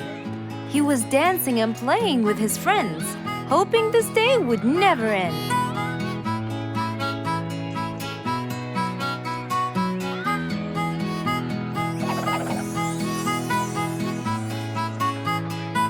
Everyone ran to hide all the same, but Jumbo slipped and fell. And that was the end of the game. All the animals heard the fall, but Mommy Jumbo ran before them all. Jumbo!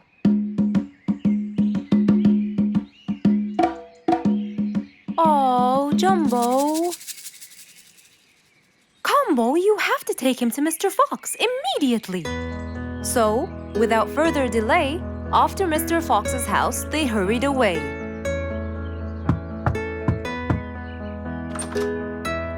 Hey, Mrs. Combo, what's wrong? Help me, Mr. Fox. Jumbo is ill. Oh, please come in.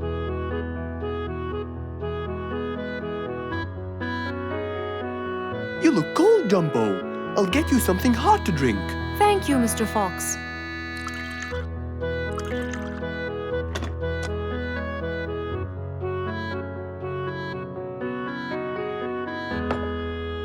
We were celebrating Jumbo's birthday. Oh, happy birthday, Jumbo. Thank you, Mr. Fox. But as he was playing with his friends, he slipped and fell into the pond. He started shivering and sneezing. I feared he might be sick, so I thought I should bring him to you, just in case. Well, why don't you lie down, Jumbo, and let's take your temperature. Open your mouth. Say ah. Ah. Fever, stuffy nose, red dots all over his trunk. It's definitely sniffles. Oh my, sniffles? Don't worry, Mrs. Combo. It's just a sniffles fever. It will go away. All you need, champ, is some rest and just one pill of antidote. And when you're better, you can go back to play with your friends. Thank you, Mr. Fox. After thanking Mr. Fox, Mrs. Combo took Jumbo back home to let him rest.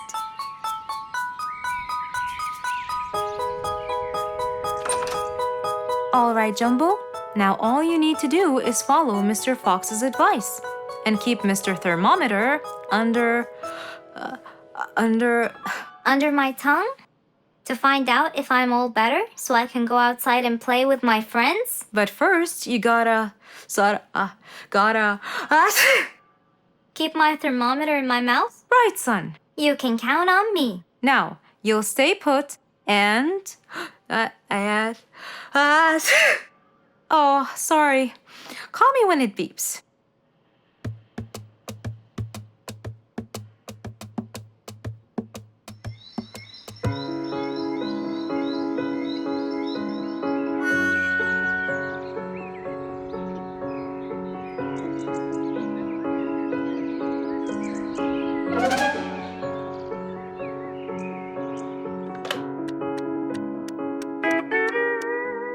Hello, Frisky. How are you? Hi, Mr. Fox. Roo and I were playing and I'm about to win. Listen, Frisky. I'm going to visit Jumbo now and check on him. I'm sure he'd be really happy if you and Roo come with me. What do you think? Great idea, Mr. Fox. I want to check on him too. We'll meet you there. As agreed, Mr. Fox met Frisky and Roo at Jumbo's house. I'm coming.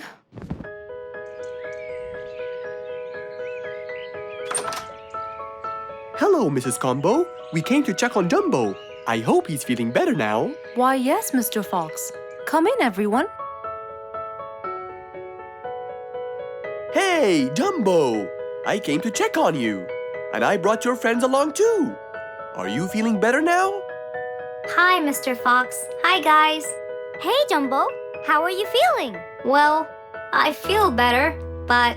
Well, we need to take your temperature one more time, Jumbo. Is it time? It's time, all right? What does it say? Well, let's see. Your temperature is, oh. Your temperature is just fine and dandy, Jumbo. You're not sick anymore. You are A-OK. Yes! Now we can go outside and play. But first, I need to tell Mom. Mom? Mom?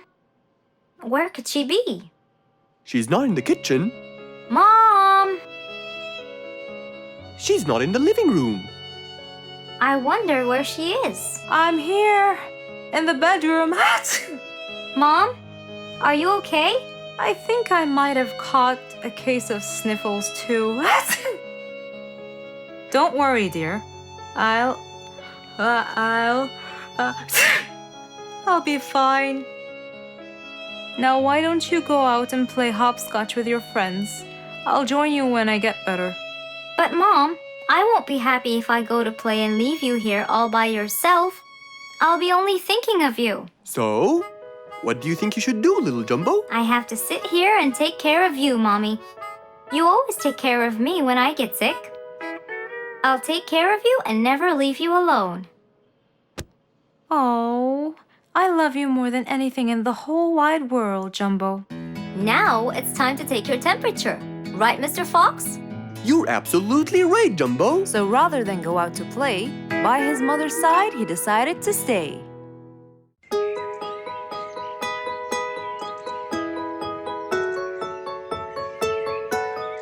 Beatrice was a little energetic bee.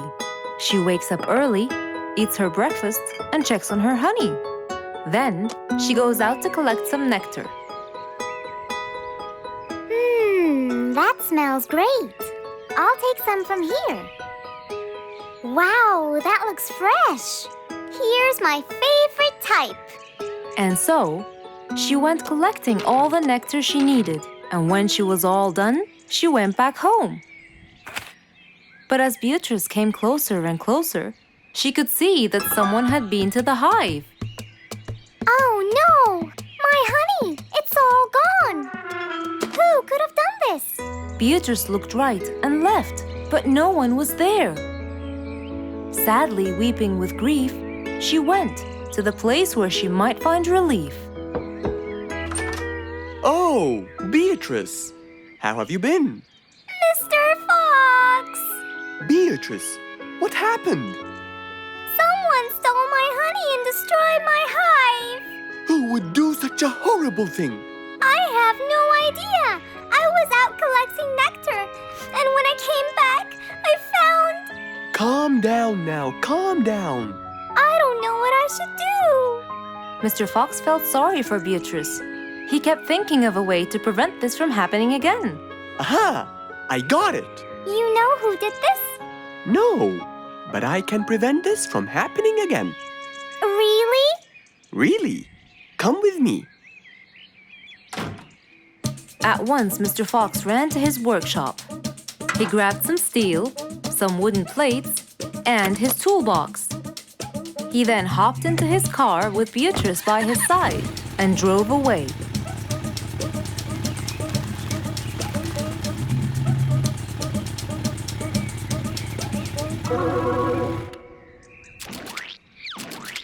Oh, See? I told you. It's a complete disaster. you were right. But don't worry, everything will be okay now.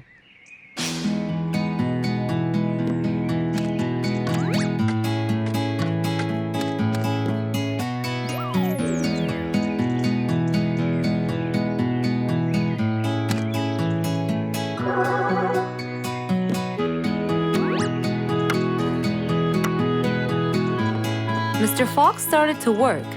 He got the wooden plates and built a box out of them, which he put on the tree branch. Then, he surrounded the box with steel. He made sure the nails went in properly and made a door for little Beatrice. Now, all done. Wow, it's amazing. Thank you, Mr. Fox. There, take this too. And what's this? This is the key to your hive, so no one would enter without your permission. Really? Oh, I can't thank you enough. Don't worry about it, Beatrice.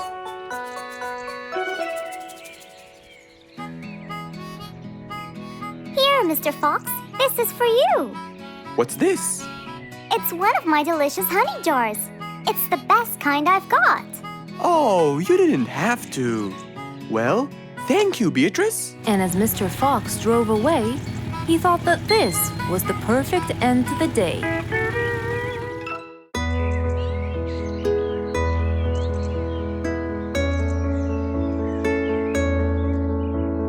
One cold morning, while everyone was shivering in their houses, Mr. Fox woke up and went to watch his favorite team play.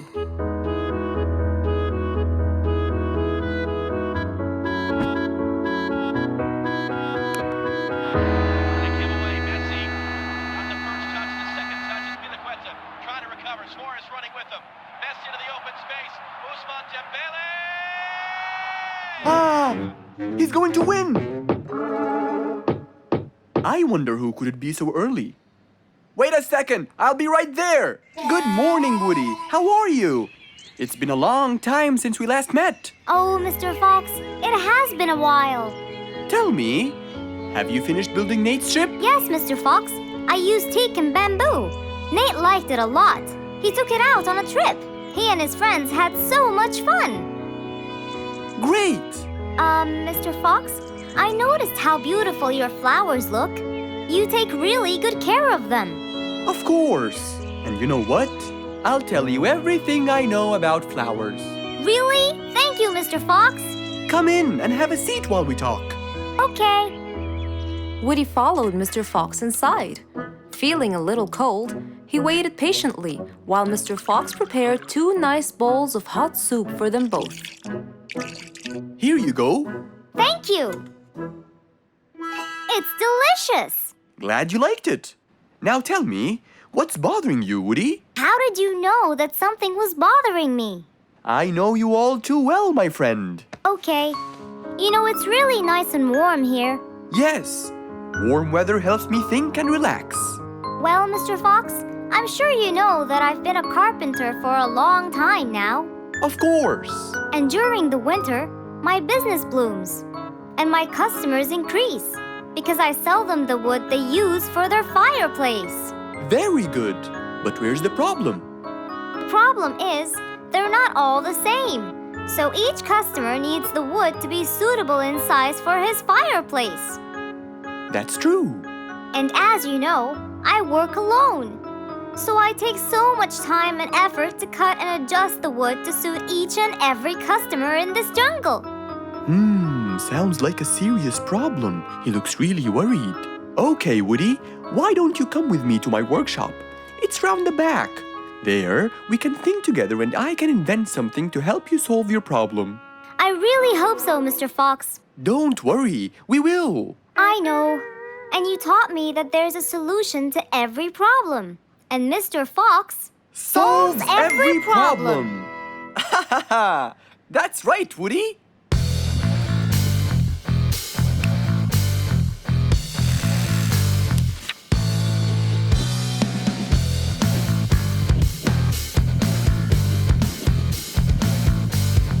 I will invent a gigantic wood-cutting machine that has the ability to choose and control the size and shape of your wood depending on what you need.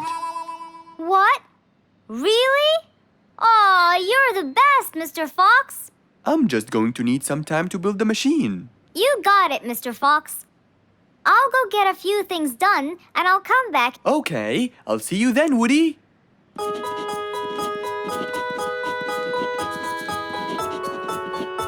Mr. Fox started designing his cutting-edge invention.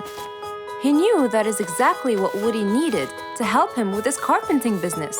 And because he was making this device for Woody, he thought he'd add a bit of color to make it all even more special.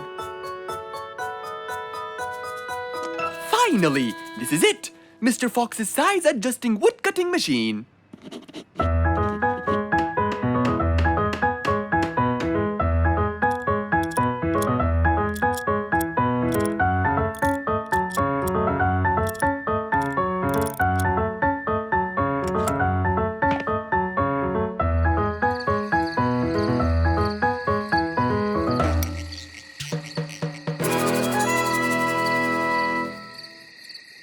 After finishing the device, Mr. Fox sat to listen to his favorite music, waiting for Woody, who came knocking on the door. Hello, Woody. You're right on time. Have you finished building the new machine for me, Mr. Fox? Of course I have. It's in my workshop. Let's go see it.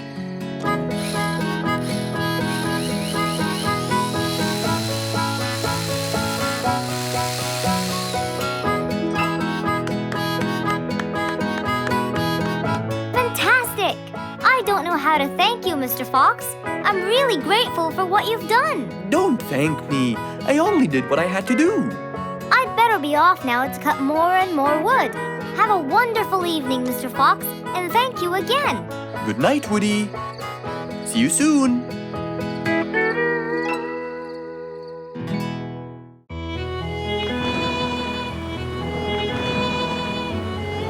One day, the mighty eagle flew to his nest. All he wanted to do was rest. He felt bitter, he felt cold. He was really getting old. He knew he needed someplace new. So, off to Mr. Fox he flew.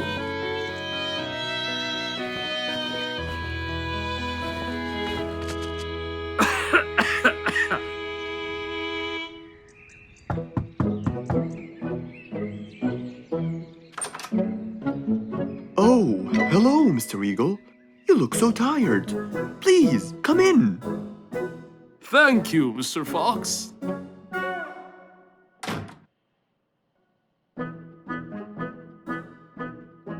Now tell me, how may I help you? Mr. Fox, I spent years in prosperity and glory, but I'm old now and tired.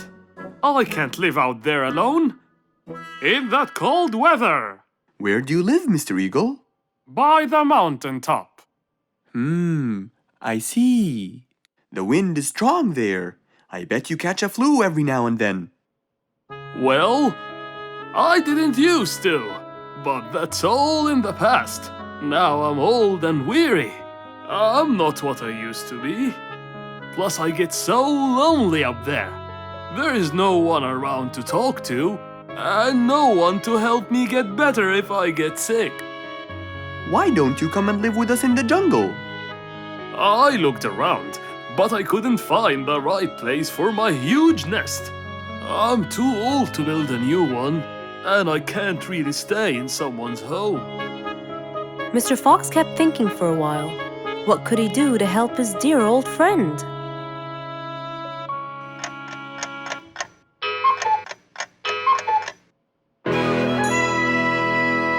I got it!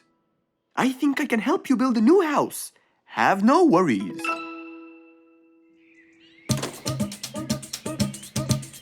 Mr. Fox quickly grabbed his toolbox and hopped into his car. He drove through the jungle while Mr. Eagle flew above him. He stopped in front of a tree that looked both old and firm, right in the middle of the jungle. Lots of animals and birds lived around here. What a beautiful place, Mr. Fox. Wait till you see what I have in mind for you. Mr. Fox started to work. He put a ladder against the tree and counted the steps up. 1, 2, 3, 4, 5, 6, 7, 8, 9, and 10. When he reached the tree branches, he opened his toolbox and took out some wooden plates. Then he started putting them together. All I need now is some nails to make sure everything would be A-OK.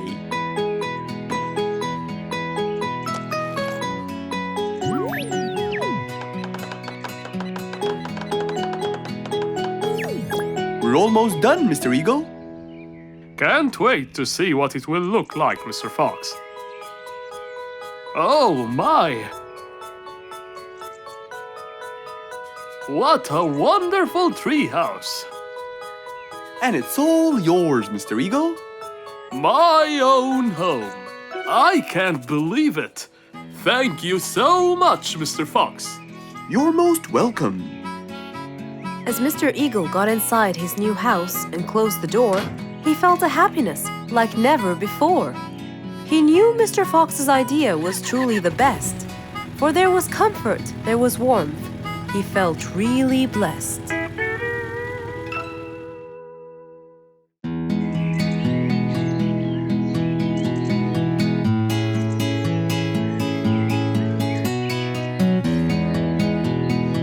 Spike the dragon always bragged about how good he was at photography. And all he wanted was just one little chance to prove to everyone how talented he was. It didn't take long before someone actually recommended him to be the official photographer of King Rorik the Lion's birthday party. All done and send. Wow! That's a nice picture! Now we know who'll be our photographer. And immediately, Mr. Tiger sent a message to Spike.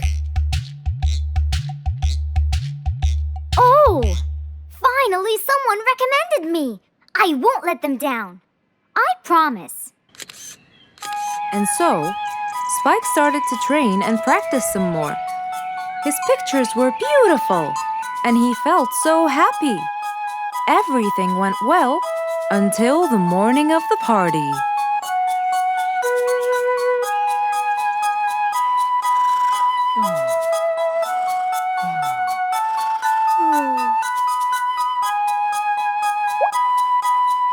Oh, today's the day. Finally. Maybe I should train some more.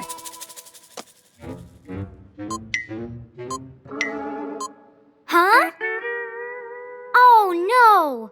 What have I done? While Spike was testing his camera, he pressed on something that changed his camera settings. Now all his pictures turned to white. Spike tried to change it back. He cleaned his lens and checked his filters, but all was in vain. What will I do? Oh, what will I do? I must go to Mr. Fox at once. Feeling so worried and sad, and with no clue what to do, Spike held his camera and flew off to Mr. Fox.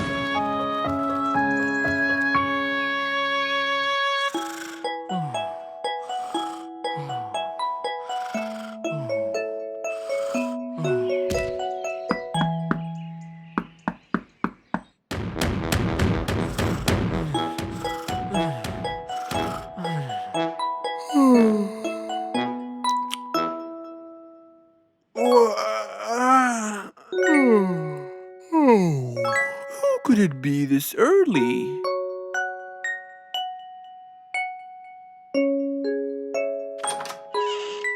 Oh, Spike, it's you. Help me, Mr. Fox. My camera. Help! All white, broken. Help! Calm down, calm down. Please, come in. Spike followed Mr. Fox inside. He sat down and started to speak slowly. You know today's the king's birthday party. Yes, and you've been hired as the official photographer. Congratulations, Spike. Oh, Mr. Fox, it would soon be condolences. What? Why? My camera. It's broken. Broken? Yes, I woke up early today and tried to check it. But I found that every picture I take becomes white. Have you checked the lens? Yes, and I re-cleaned them to be sure. But it's no use. And the filter? Everything. The lens and the filter. Can I take a look at it? Mr. Fox held the camera and started to check the settings. Where could I buy another one now? Do you have a professional or digital one? I don't think you'll need it, Spike. I'll go straight to prison, right? No, it wouldn't be fair to send the most talented photographer to prison. They'll all laugh at me. Are you sure about that?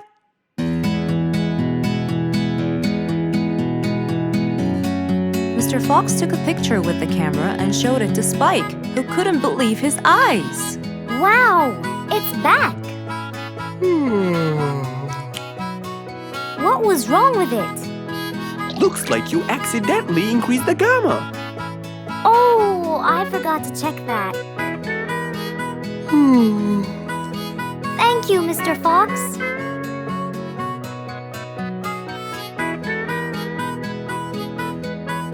I'll go now. See you at the party. That would be awesome. With that, Spike walked out of Mr. Fox's place. He went back home with a smile on his face.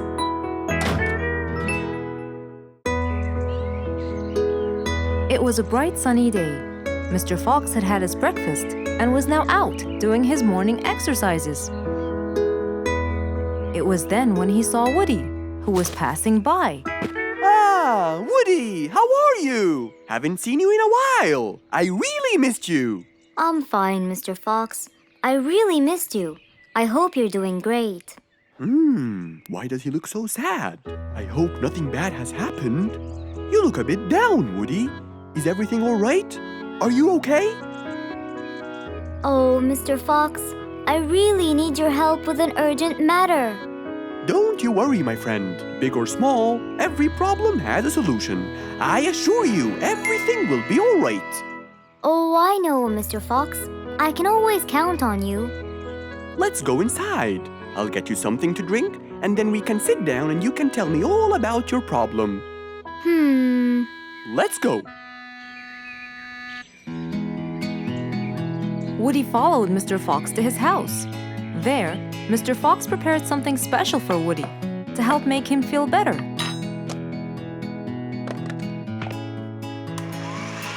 I made you some fresh orange juice. This will help you relax and cheer you up.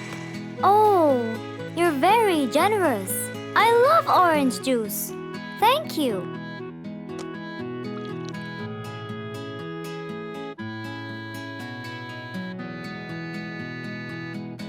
Mr. Fox, I'm really sorry to bother you over and over again, but I had no choice. Oh, no worries, my friend. You know, Mr. Fox, I'm the jungle carpenter. My business has been growing recently, and now I have many customers. Yes, you're a hard worker. You deserve it. I used to build boats for fishermen. I got famous for my skills, especially after I built Nate the fisherman the boat of his dreams. He went and told everyone in the jungle about it. They overwhelmed me with requests. That's fantastic. I'm really glad to hear that. But Nate came to me yesterday and asked if I could build him a ship. One big enough for him and all his friends, as he is planning to go on a fishing trip. It's for a special trip, he said. Yes, I've heard about that. Well, the problem is, I've never built a ship before, and I have no clue what kind of wood I'm supposed to use. I don't know what to do. How will I build him the ship he needs without the proper wood? Will you help me, Mr. Fox? Whoa, that's a serious problem. I'm gonna have to look through my books. Well, you're never too old to learn something new. I could use some time. I'll call you as soon as I find a solution. I will be waiting for your call. I know you'll be able to help me, Mr. Fox. After Woody left, Mr. Fox started his researches on shipbuilding.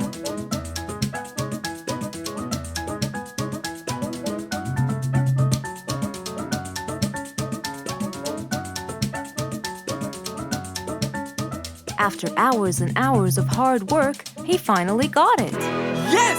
I've got it! But what did he get? We'll find out in the next episode.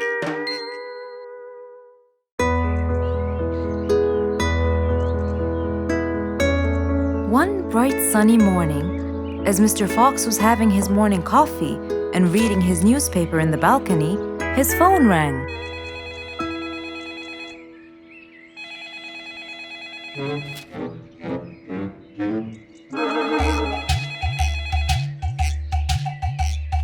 Who could it be so early in the morning? Hello? Hello, Mr. Fox. It's Rorik. Oh, hello, Rorik. How are you today? Not very good, I'm afraid. Why is that? My piano. I tried playing it today, but it sounds weird. How so? I don't know. Could you please come and check it out? Sure, I'm on my way. Thank you, Mr. Fox. I'll be waiting for you. And I'll be right there. So, quickly, Mr. Fox changed his clothes. He took his toolbox and his car keys, got into his car, and drove off to Rorik's place.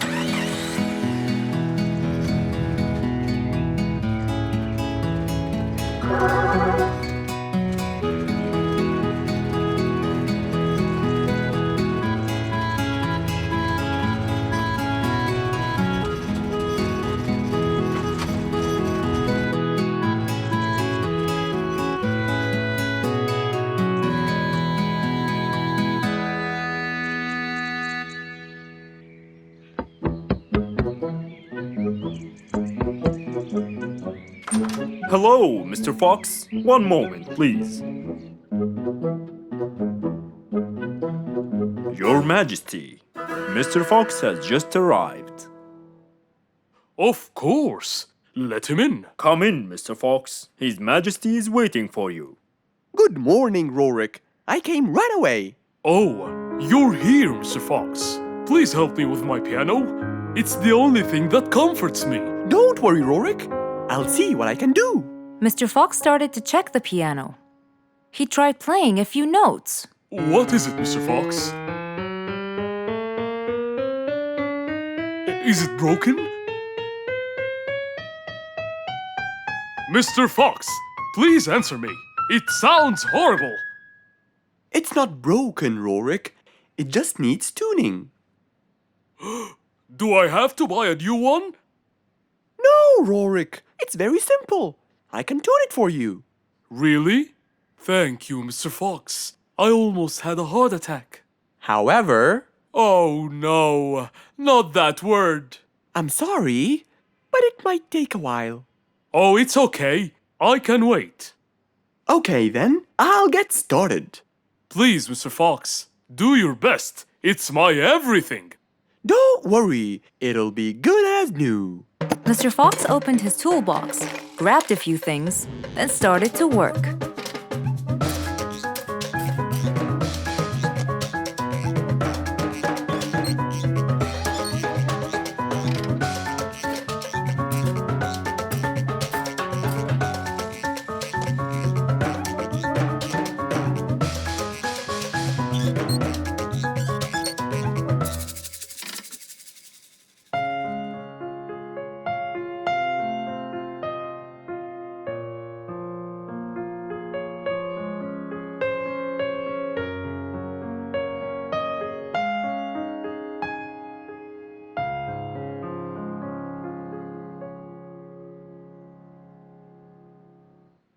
Beautiful.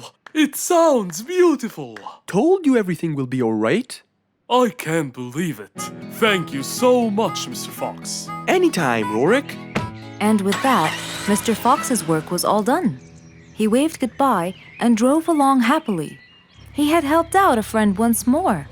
For helping each other is everything you could ever wish for.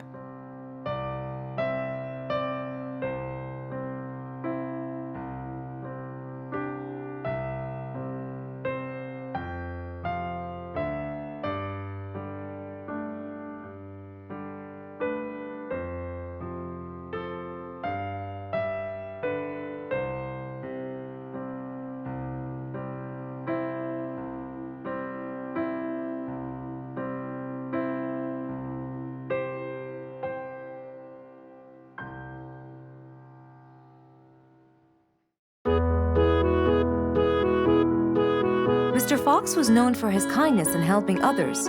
Everyone went to him for advice, even Woody, the jungle carpenter. After being assigned the task of building a really big ship, he went to Mr. Fox, seeking his wisdom. Mr. Fox listened carefully to what Woody had to say, and in turn, promised to help him. He started a research on shipbuilding, and after hours and hours of hard work, he finally got it. Yes! I've got it! But there is something I need to check first. Mr. Fox went for a walk in the jungle, looking carefully at every tree on his path. Then he stopped in front of one and said, Yes! That's the one! Immediately, Mr. Fox took a paint bucket. He wanted to mark the tree, so he wouldn't forget which one it was. After that, he got into his car and drove off.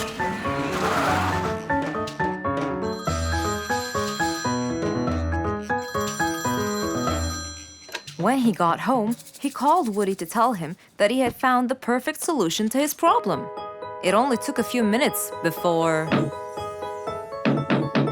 Oh, Woody, right on time. Come on, Mr. Fox, tell me. Okie dokie, come in. I finally figured it out. I never doubted you, Mr. Fox. I was sure you'd be the one to help me find an answer to my problem. Oh, don't mention it. Here you go. These are blueprints. They're guidelines that will help you learn how to build a ship easily. Woody started reading the blueprints thoroughly. He knew most of what was written in it, so he looked up and said, It's a lot easier than I thought. Thank you so much, Mr. Fox.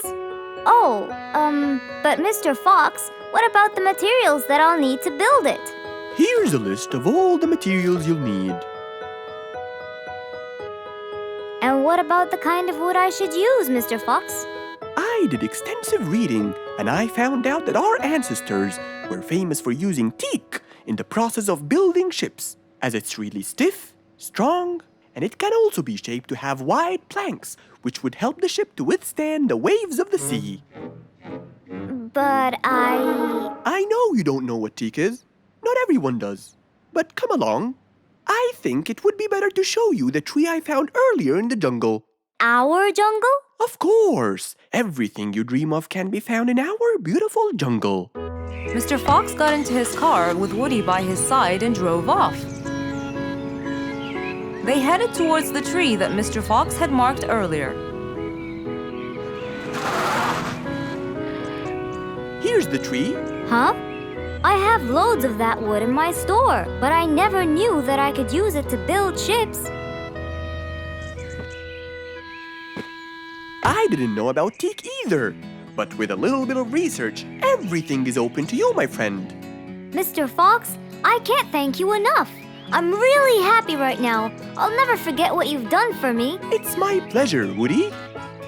Now that I know what I should do, I'll go back and start building that ship for Nate as fast as I could. Thank you again, Mr. Fox. So, after helping his friend, Mr. Fox got into his car and drove away happily. You know, it's true what they say. A friend in need is a friend indeed.